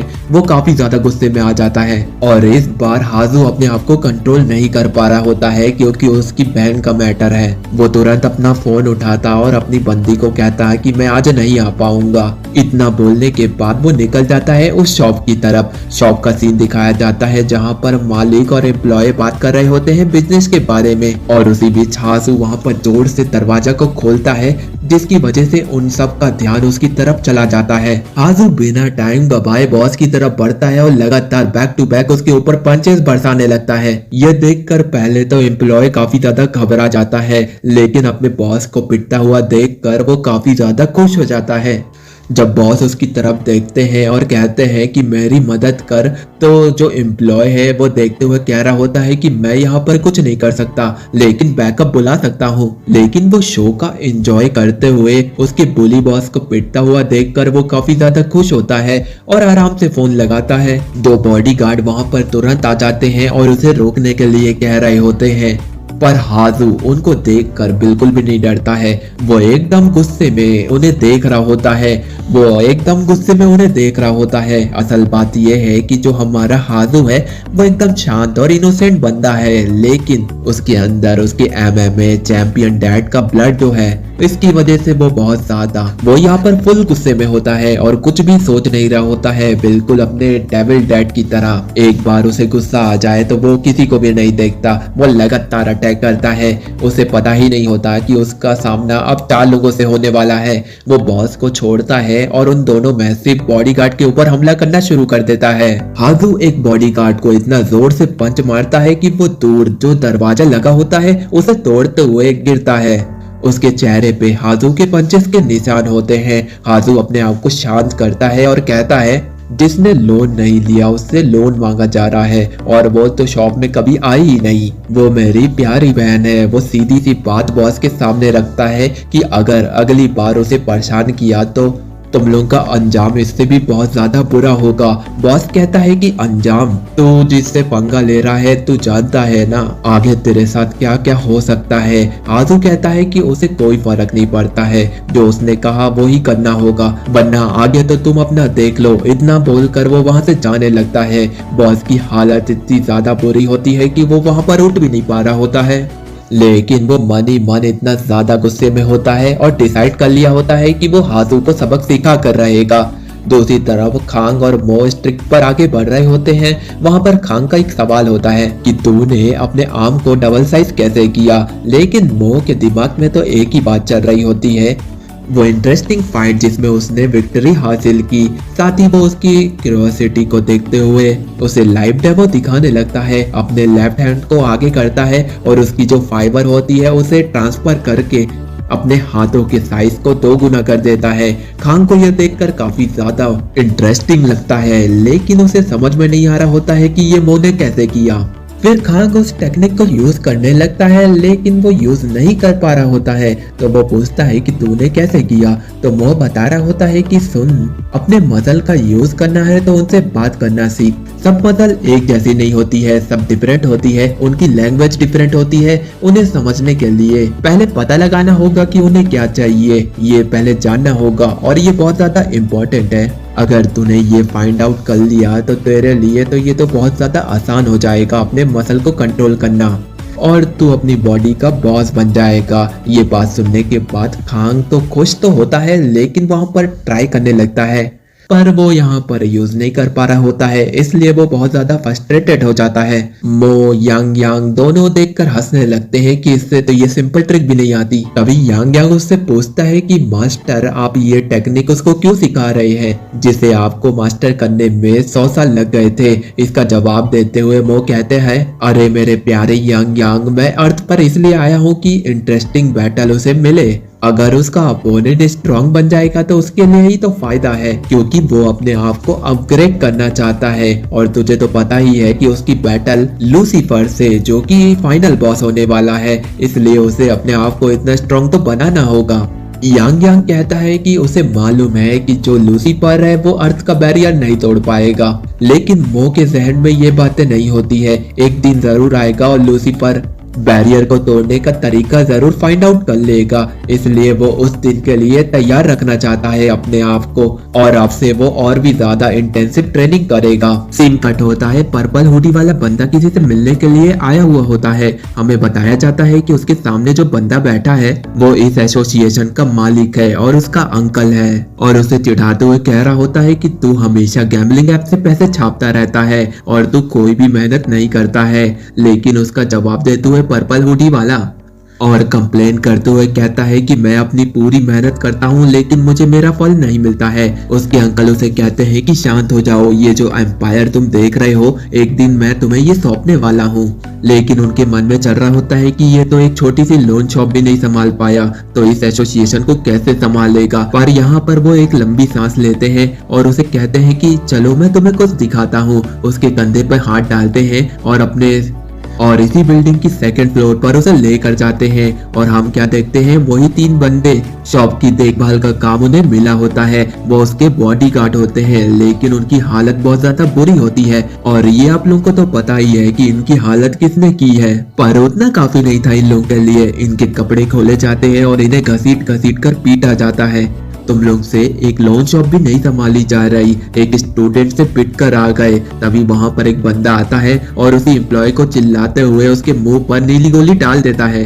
वहाँ पर ब्लैक सूट वाले बंदे आते हैं और उसे पकड़कर ले जाने लगते हैं और कह रहे होते हैं अगर तूने उस नीली गोली को थूका तो तेरा ये आखिरी दिन होगा। उसके बाद जो बॉस के अंकल होते हैं उसे एलिवेटर से नीचे की तरफ लेकर जा रहे होते हैं। बॉस अपने अंकल से बिजनेस की बातें शुरू करता है लेकिन अंकल उल्टा ही कहने लगते हैं मैंने तुझे एक छोटी सी शॉप दी जिसमें नॉर्मली स्टूडेंट्स आते थे और उनको भी तू संभाल नहीं पाया। अगर ऐसा ही चलता रहा और मैं किसी अच्छी जगह का तुम्हें बॉस बना दिया तो तुम तो उसकी हालत बहुत ज्यादा खराब कर दोगे। लेकिन उनका नेफ्यू कंप्लेन करते हुए कहता है कि मैं बच्चों से तो पैसा नहीं कमा सकता। उसी के बाद एलिवेटर खुलता है।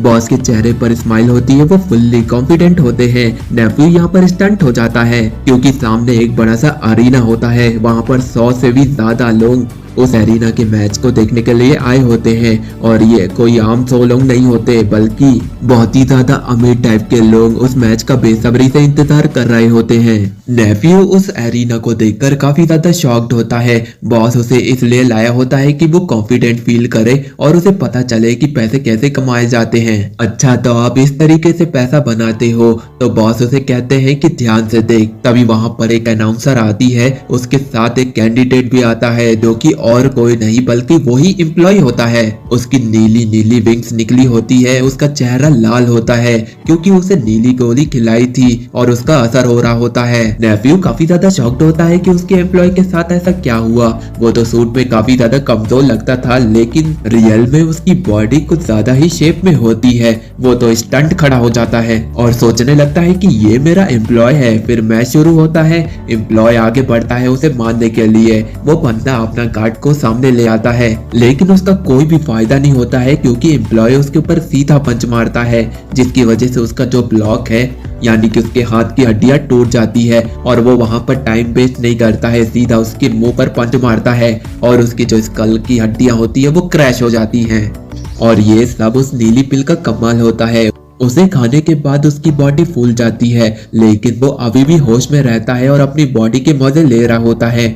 दूसरी तरफ बॉस नेफ्यू को दिखा रहा होता है वही नीली गोली और उसका सीक्रेट बता रहा होता है कि इसे खाने के बाद उनकी बॉडी एक अलग तरीके के शेप ले लेती है और इस पिल का यूज वो तब करते हैं जब उन्हें कोई बैटिंग जीतनी होती है। इसकी मदद से वो लाखों करोड़ों कमा लेते हैं। नेफ्यू उस पिल को देखने के बाद काफी ज्यादा हैरान होता है। उसे तो यकीन ही नहीं हो रहा होता है ये छोटी सी पिल इतना बड़ा काम कर सकती है। सीन शिफ्ट होता है। हमें मो को दिखाया जाता है जो कि जिम में स्क्वाट्स कर रहा होता है जो कि उसका फेवरेट बन गया होता है और आखिरी सेट करने के बाद बारबल को उनकी सही जगह रखने के बाद मो अपने आप में एक बहुत बड़ा चेंज देखता है। उसकी जो मसल्स है वो दोगुनी हो गई होती है, जैसे मानो उसकी पूरी बॉडी में करंट दौड़ रहा हो और यही चीज वो अपने टीचर को दिखा रहा होता है। साथ ही कहता है कि आज की ट्रेनिंग तो काफी ज्यादा इंटेंस थी। ये बात सुनने के बाद उसके जो टीचर है वो काफी ज्यादा शॉक्ड होते हैं और हैरान भी होते हैं। उसकी ऐसी बॉडी देखकर उसे कुछ बोल भी नहीं पा रहे होते हैं क्योंकि उसकी बॉडी को इतनी कम टाइम में इतनी ग्रोथ जो मिल गई थी। इस बात पर उन्हें डाउट हो रहा होता है कि मैं भी उसके साथ ट्रेनिंग कर रहा हूँ लेकिन इतनी जल्दी इसकी बॉडी इतने कम टाइम में इतनी बल्क कैसे हो सकती है, कहीं ये ड्रग तो नहीं ले रहा है। टीचर को डाउट होने लगता है। वो पसीना पसीना हो गया होता है और टीचर को कुछ बोलने ही वाला होता है कि टीचर उसके ऊपर भड़कने लगते हैं और अपना जो ड्रग के ऊपर लेक्चर है वो उसके ऊपर चिल्लाने और चीखने लगते हैं। तभी मो उनके ऊपर चिल्लाते हुए कहता है कि तुम किस बारे में बात कर रहे हो, वो नहीं जानता ये सब। ये बात सुनने के बाद टीचर बिल्कुल स्टंट हो जाते हैं और सोचने लगते हैं कि मो किस लेवल तक ट्रेनिंग कर रहा है। उनको तो बिल्कुल भी अंदाजा नहीं है, इसलिए वो उसके ऊपर डाउट कर रहे होते हैं लेकिन असल वजह तो कुछ और ही होती है। वो अपनी बॉडी को देखने के बाद कहता है कि अभी मैं इतना ताकतवर नहीं बना हूँ कि लूसीफर से लड़ पाऊँ।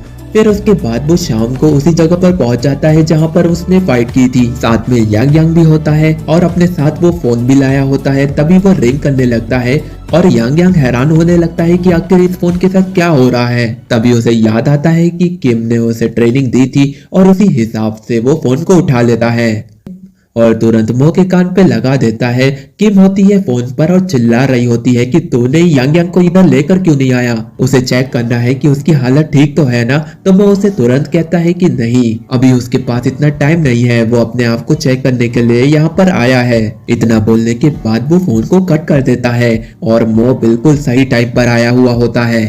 क्योंकि वो छोटी लड़की और वो एक्स चैम्प वहीं पर होते हैं जो कि बातें कर रहे होते हैं कि किस तरीके से अपने बिजनेस को और ग्रोथ दें, क्योंकि उन्होंने स्ट्रीमिंग में थैंक्स बटन, सुपर चैट में और डोनेशन में कई सारा पैसा कमा लिया था। उसको आगे इन्वेस्टमेंट कैसे करना है उसके बारे में बात कर रहे होते हैं और काफी ज्यादा खुश भी होते हैं, लेकिन उनको नहीं पता कि उनकी खुशी कुछ ही टाइम की मेहमान है। वहाँ पर मो उनको देख लिया होता है। वो दोनों लड़कियों को मो की प्रेजेंट फील होने लगती है। जब वो मो अपना घुमाते हैं और मो को देखते हैं तो काफी ज्यादा हैरान हो जाते हैं। होप करता हूँ कि तुम लोग ने जो मेरे साथ किया था वो भूले नहीं होगे, ये बात याद दिला रहा होता है मो ने।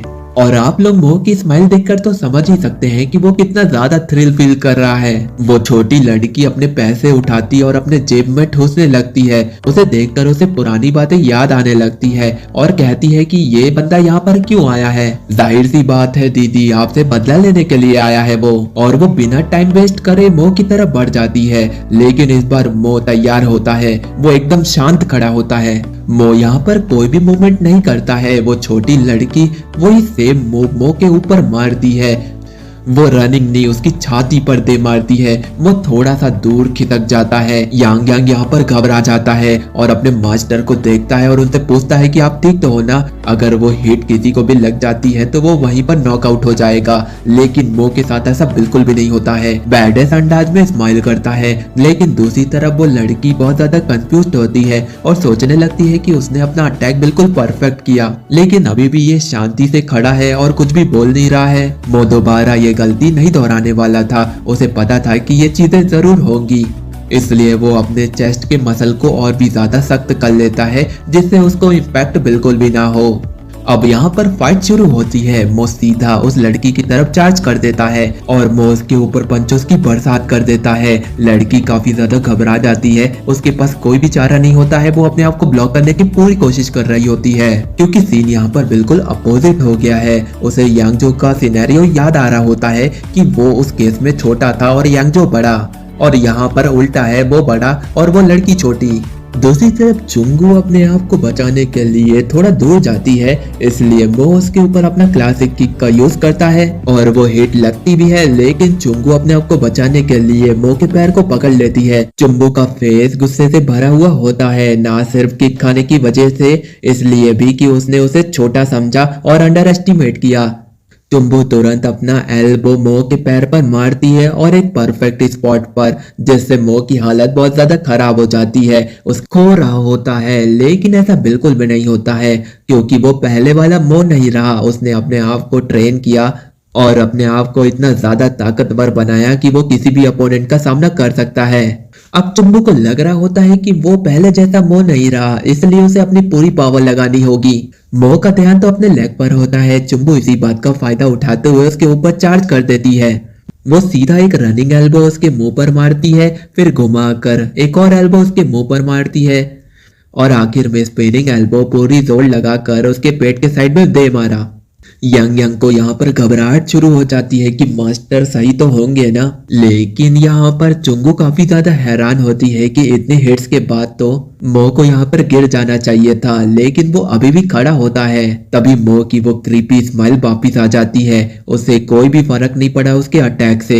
ये देखने के बाद चुंबू काफी ज्यादा हैरान हो जाती है कि आखिर ऐसा कैसे हो सकता है। सच बात यह है कि मो ने अपने मसल को वक्त रहते ही टाइट कर लिया, जिसकी वजह से उसे कोई भी इम्पैक्ट नहीं पहुंचा, और इसी बात का फायदा उठाते हुए मो उस लड़की का यानी चुंबू का कॉलर पकड़ता है और बिल्कुल यांगजो वाली टेक्निक को परफॉर्म करता है।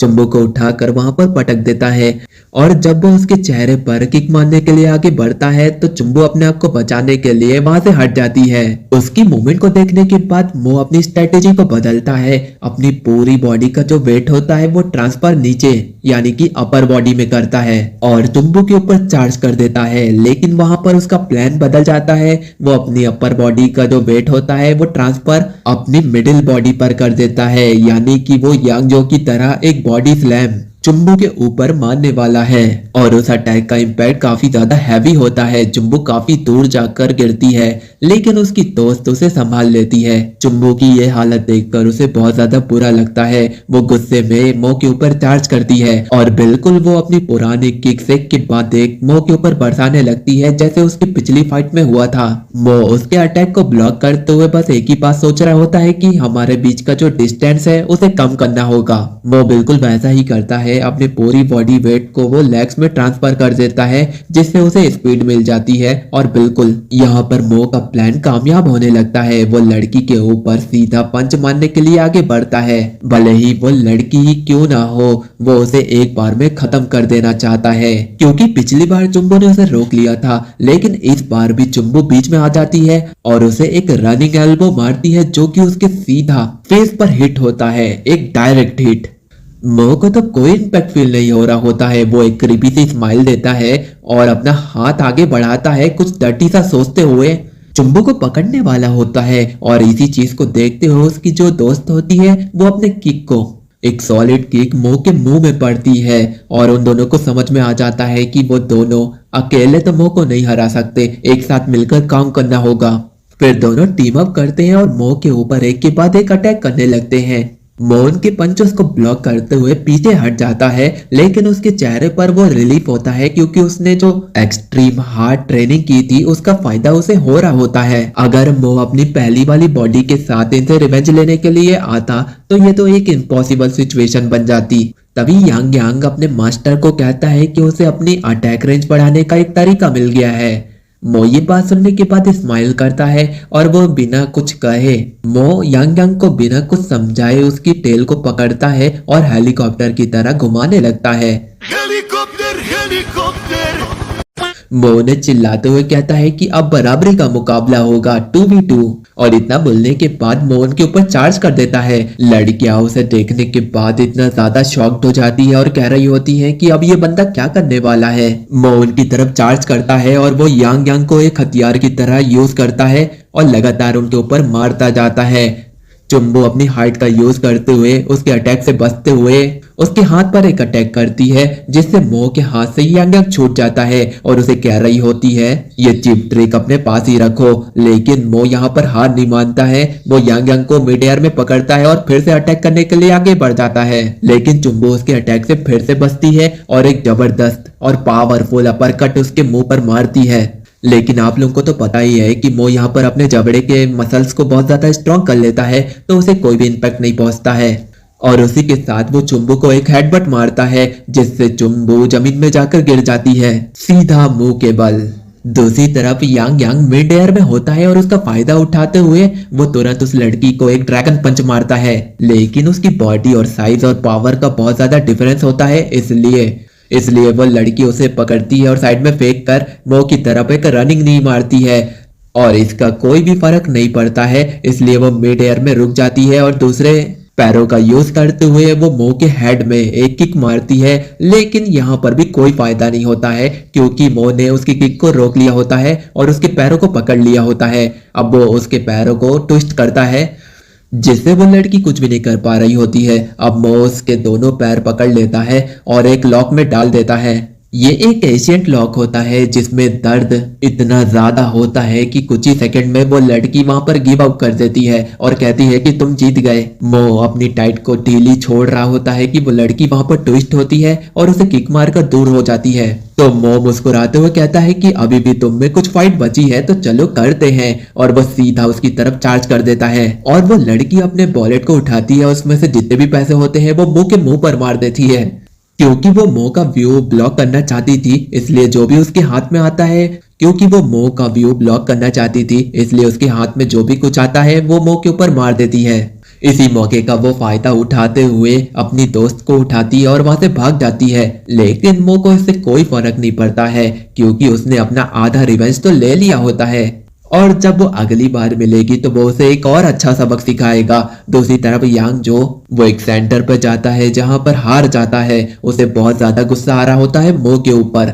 अब वो चाहता है कि वो मो के बट पर एक लात मारे। अभी यांगजो के पास एक बंदा आता है और उसे पूछता है कि तू गोदोरी के टॉप लेवल का बंदा है ना। तो यांगजो उसका जवाब देते हुए पूछता है कि तुझे इससे क्या करना। तो वो बंदा कहता है कि मैं उन्हें दूर दूर कर खत्म कर रहा हूँ, तो तू भी तैयार हो जा, अब तेरी बारी आ गई है। ये बात सुनने के बाद यांगजो को बहुत ज्यादा गुस्सा आ जाता है और वो उसका कॉलर पकड़ लेता है। तेरी इतनी हिम्मत। बंदा उसके हाथों को देखता है और वो कांप रहे होते हैं। वो समझ जाता है कि ये बंदा कितना ज्यादा डरपोक है और उसे नहीं पता कि वो कितनी बड़ी मुश्किल में फंस गया है। वो तुरंत नीली गोली को निकालता है और खा लेता है।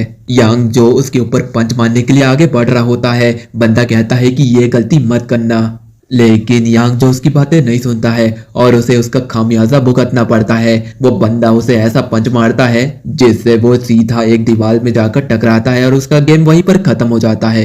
यांगजो फुल्ली डिफीटेड। अब बारी है अगले टीम लीडर की और अगले दिन वो उनके पास पहुंच जाता है। चुम्बू और एक्स चैम की बातें चल रही होती है कि कैसे मो ने उनके सारे पैसे ले लिए और वो जो उनकी प्रीशियस कैप थी वो भी ले ली। तभी उनके सामने एक बंदा आ जाता है और हंसते हुए कहता है कि गोदोरी में अब तुम ही लोग बचे हो।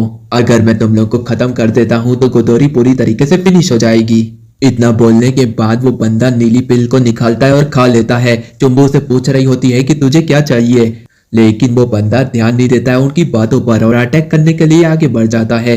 पहले तो वो चुम्बू के ऊपर अटैक करता है और बैक टू बैक पंचेस बरसाने लगता है। चुम्बू अपने आप को जैसे तैसे बचाती है और उसे एक जबरदस्त एल्बो मारती है, लेकिन उसका इम्पैक्ट बिल्कुल भी नहीं होता है। दूसरी तरफ उसकी जो दोस्त है वो अपने किक के साथ तैयार होती है और बैक टू बैक उसके ऊपर किक बरसाने लगती है, लेकिन वो बंदा अपने आप को डिफेंड करते हुए उसके किक को वापिस रिवर्स करते हुए वो बंदा उसकी किक पकड़ लेता है और मो के जैसे थ्रिल हंसी हंसते हुए उसके पैर की जो हड्डी होती है उसे तोड़ देता है और उसे साइड में फेंक देता है। ये देखकर चुम्बू को बहुत ज्यादा गुस्सा आ जाता है और वो तुरंत उसके ऊपर अटैक कर देती है और एक के बाद एक पंच बरसाती है, लेकिन उसके ऊपर कोई भी फर्क नहीं पड़ रहा होता है और वो बंदा चुम्बू के सर को पकड़ लेता है और कहता है कि यही गोदोरी का लेवल है। उसने जितना सोचा था ये तो उससे भी ज्यादा कमजोर निकली। वो तुरंत चुम्बू को पकड़ता है और जमीन में पटक देता है और वो बंदा कहता है कि यहीं पर मैंने उनका दूसरा बॉस भी खत्म कर दिया, पूरी गोदोरी गेम को निपटा दिया। ये जो पिल है ये कमाल की है। वो बंदा कहता है कि मैंने पूरी गोदोरी गेम को निपटा दिया। ये पिल्स इतनी ज्यादा इंसेन होती है कि अगर उसे खाने के बाद उससे कोई मुकाबला करने के लिए आए तो वो कभी भी नहीं हारेगा। दूसरी तरफ उसका बॉस शो का मजा ले रहा होता है और अपने एम्प्लॉय को कह रहा होता है कि तुमने आज बहुत ज्यादा अच्छा काम किया। हमें बताया जाता है कि दोनों के बीच में डील हुई है, बॉस उसे पिल देगा और एम्प्लॉय उसके लिए उसके सारे ओपोनेंट को खत्म कर देगा। जब भी वो एरिना में उतरेंगे तो उनके सामने जो भी ओपोनेंट होगा उसे वो हरा देंगे, जिससे वो अच्छा खासा पैसा कमा लेंगे। कुछ दिन पहले का सीन दिखाया जाता है जहां पर बॉस अपने नेफ्यू को एक्सप्लेन कर रहे होते हैं कि ये जो पिल है इसके साइड इफेक्ट बहुत ज्यादा खतरनाक है, अगर इसे ज्यादा लिया गया तो वो विस्फोट हो जाएगा, लेकिन उसे कंट्रोल करने के लिए एक और पिल बनाई गई है जो कि मैं तुम्हें दूंगा और इससे अच्छा मौका तुम्हें कभी नहीं मिलेगा अपने आप को साबित करने का। नेफ्यू के पास पैसा कमाने का बहुत अच्छा मौका होता है।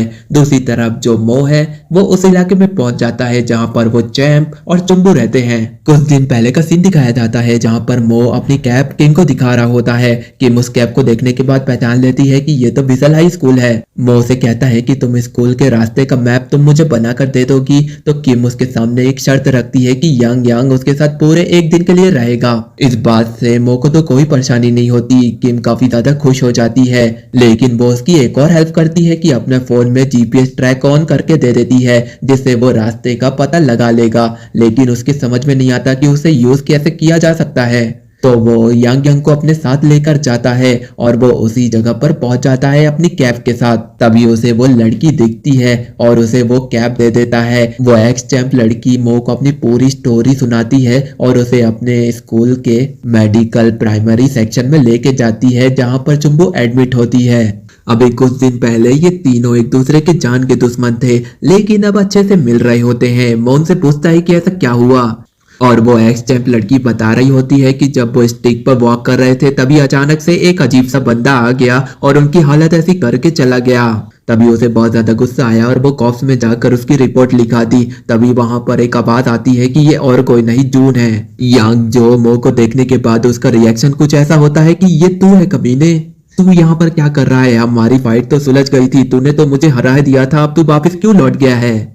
खैर जाने दो। फिर वो शांत हो जाता है और अपनी बातें बता रहा होता है कि ये जून है जो कि शॉप के ओनर का एम्प्लॉय है और वो अपना बदला निकालने के लिए उस बंदे का यूज कर रहा है। असल बात तो ये है कि वो बंदा गोदोरी में काम करता था और वो बहुत ज्यादा वीकिश था, लेकिन वो एक तरीके का ड्रग खाने के बाद इतना ज्यादा स्ट्रांग बन जाता है कि हम लोग उसे हैंडल नहीं कर पाते हैं। वो सोचने लगता है कि यंग जो कि ऐसी हालत करने वाला बंदा कितना ज्यादा ताकतवर होगा, उसे भी उससे मिलना होगा। उसके चेहरे पर वो थ्रिल्ड स्माइल होती है और ये स्माइल एक्सचैम देख रही होती है तो उससे पूछ लेती है कि तुम क्या सोच रहे हो। तो वो उसे कहता है कि उसे उसका पता लगाना होगा, तुम लोग उसके बारे में जानते हो। तो एक्सचैम्प कह रही होती है कि अभी तक तो उसके बारे में कोई भी जानकारी नहीं मिली है, यहाँ तक कि जो कॉप्स हैं वो भी नहीं ढूंढ पाए हैं। फिर यहाँ से सीन शिफ्ट होता है स्कूल की तरफ। वो वापिस से स्कूल में लौट जाता है अपनी इंसेंट ट्रेनिंग के लिए। वो टीचर से रिक्वेस्ट कर रहा होता है कि मुझे ट्रेनिंग दो, लेकिन टीचर उससे बहुत ज्यादा परेशान हो जाता है। इसलिए वो उसके सामने एक डील रखता है कि तुम मेरी मदद करोगे तो मैं तुम्हें जरूर ट्रेनिंग दूंगा। तो वो ट्रेनिंग के लिए टीचर की मदद करने लगता है, लेकिन उसके दिमाग में वही जून घूम रहा होता है और ठीक उसके पीछे जून होता है जो कि फोन में किसी से बात कर रहा होता है और ये और कोई नहीं बल्कि उसका बॉस होता है। वो उसे समझा रहा होता है कि पूरी दुनिया को अनाउंस करना बंद कर दो कि तुम ड्रग लेते हो, इससे तुम्हारा ही नुकसान है। इसके बाद वो क्लास में जाता है और हाजू को ढूंढने लगता है क्योंकि उसके बॉस ने उसे मिशन दिया था। अब अगला नंबर हाजू का है। वो उसे खत्म करने के लिए वहां पर पहुंच जाता है। जून के पास हाजू की पिक होती है, लेकिन हैरान कर देने वाली बात यह है कि वो बंदा हाजू को इतनी जल्दी ढूंढ लेता है और उसे देखने के बाद उसे कहता है कि तू बाहर मिल, तेरा आज आखिरी दिन है। लेकिन हाजू इतना ज्यादा शांत बैठा होता है जिसकी वजह से जून को बहुत ज्यादा गुस्सा आ जाता है और वो एक डैश उठाता है और उसकी तरफ फेंक देता है, लेकिन वो खिड़की के उस पार चले जाती है। ये देखने के बाद बाकी स्टूडेंट बहुत ज्यादा हैरान हो जाते हैं और कहते हैं कि ये है कौन। ये स्टूडेंट नहीं बल्कि एक टीचर है। जून सीधा हाजू के ऊपर चार्ज कर देता है और उसके लेफ्ट हैंड में एक जोड़कर मुक्का मारता है। वहां के जो लॉकर होते हैं हाजू उनसे टकराता है, उसकी हालत बहुत ज्यादा खराब हो जाती है। जून यही नहीं रुकता, वो उसके ऊपर सीधा पंच मार देता है।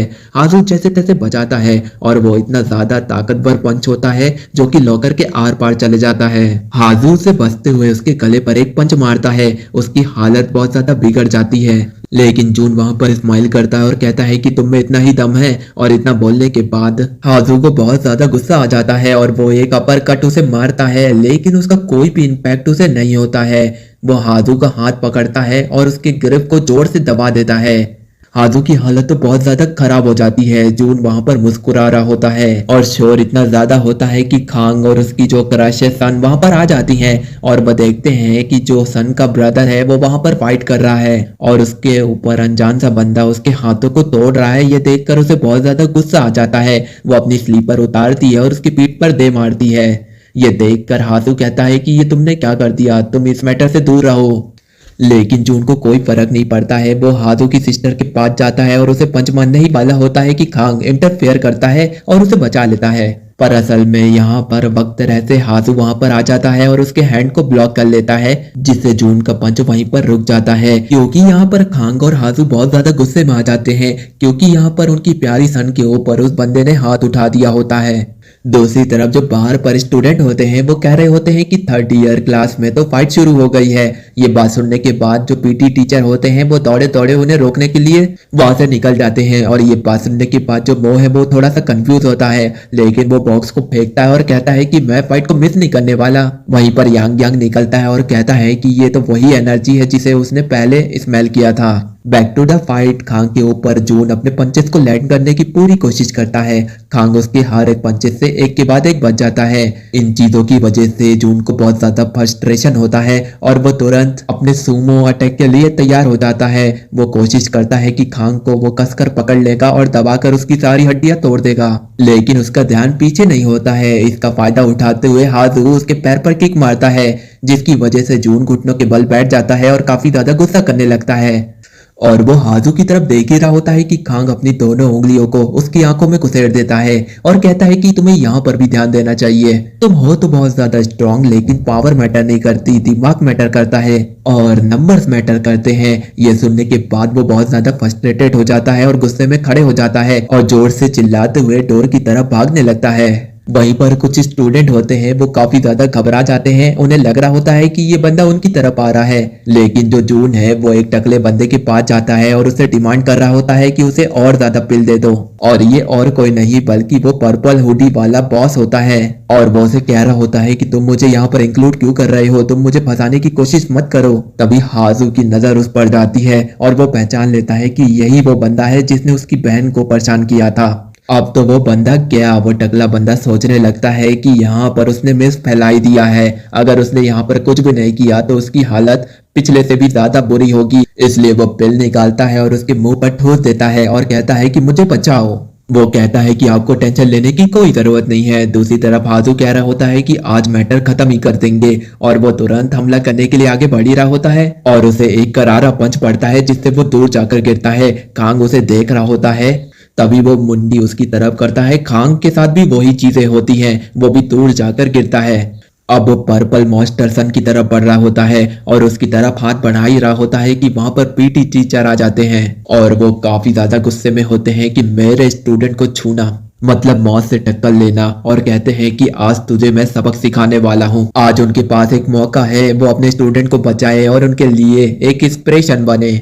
जब वो पर्पल मॉन्स्टर उनका हाथ पकड़ता है तो वो अपनी स्ट्रेंथ दिखा रहे होते हैं, लेकिन उनकी स्ट्रेंथ इतनी ज्यादा कम होती है कि वो पर्पल मॉन्स्टर उनके हाथों का कचूमर निकाल देता है। दर्द से वो चिल्लाते हैं पुलिस पुलिस और वहां से भाग जाते हैं। तभी हमारे मो की एंट्री होती है। यांग यांग बता रहा होता है कि ये वही बंदा है जिसने उसे टॉर्चर किया था। वो बहुत समझ जाता है कि ये तो वही क्रिएचर है। फिर वो उसे पकड़ने के लिए आगे बढ़ता है तो वो सन के स्लीपर से फिसल जाता है और उसका जो झापड़ है मो के गाल पर सीधा लैंड होता है और मो के लिए इतना काफी होता है। वो सीधा उसके चेहरे पर एक एल्बो मारता है और वो दूर जाकर गिरता है और अपने पर्पल मॉन्स्टर को कहता है कि ये भी हमारा अपोनेंट है।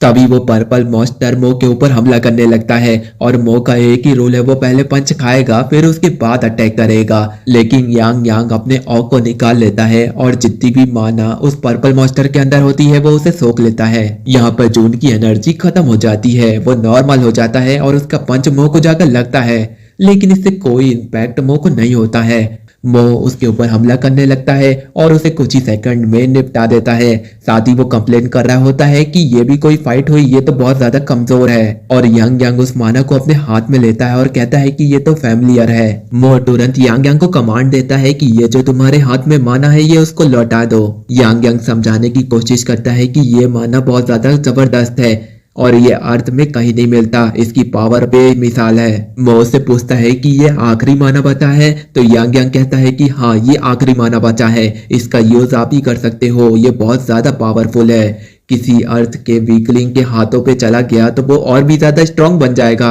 आपको समझना चाहिए मास्टर, ये आपके लिए मैंने बचा कर रखा है। मो समझ जाता है कि ये इतनी ज्यादा तारीफ क्यों कर रहा है। मो उससे सीधा पूछ लेता है क्या ये तुम्हारा माना है।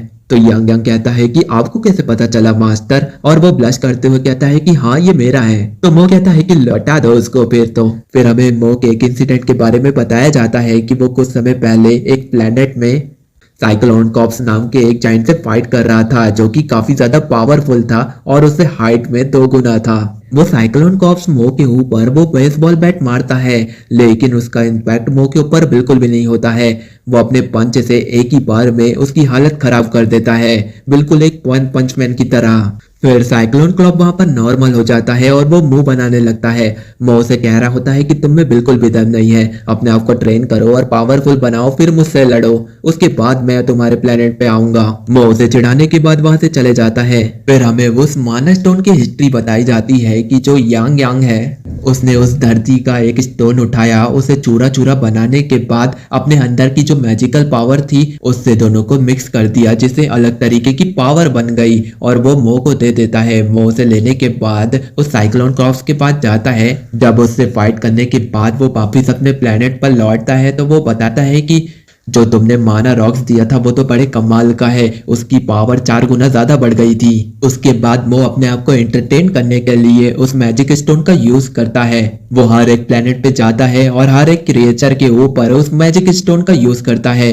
उनकी पावर कई गुना ज्यादा बढ़ जाती है। मो उनसे फाइट करता है और एंटरटेन होता है और बैक टू बैक उन्हें हराने के बाद अपने घर लौट जाता है। एक दिन यांग यांग उस पत्थर पर काम कर रहा होता है, लेकिन अचानक से वो मैजिक स्टोन उसे छूट जाता है और वो अर्थ पर जा गिरता है। अब जाकर उसे वो मैजिक स्टोन मिला है। इस बात को सुनने के बाद मो उससे काफी ज्यादा इम्प्रेस होता है कि तुमने एक ढंग का काम तो किया यांग यांग, और वो जो मॉन्स्टर है वो काफी ज्यादा स्ट्रांग बन गया है। तुमने एक ढंग का काम तो किया यांग यांग। दूसरी तरफ जो पर्पल वाला मॉन्स्टर है वो तो काफी ज्यादा स्ट्रांग बन गया है। पर्पल मॉन्स्टर उसके ऊपर एक पंच मारता है। मो उसके पंच से बचते हुए अपना पंच उसके पेट पर मारता है, लेकिन उसका इम्पैक्ट कुछ भी नहीं होता है।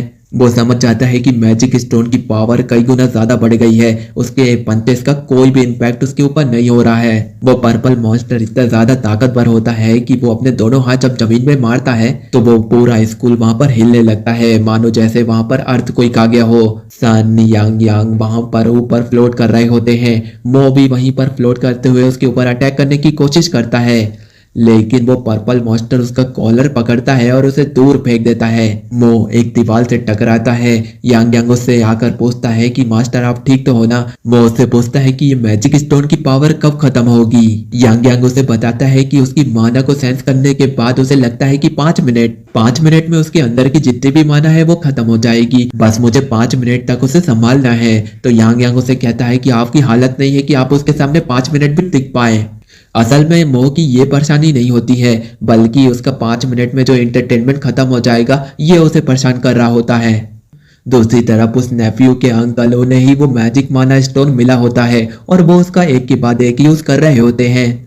यहाँ पर मो तैयारी कर रहा होता है और अपनी टी शर्ट फाड़ते हुए कहता है कि बस 5 मिनट, मैं 5 मिनट में इसे खत्म कर दूंगा।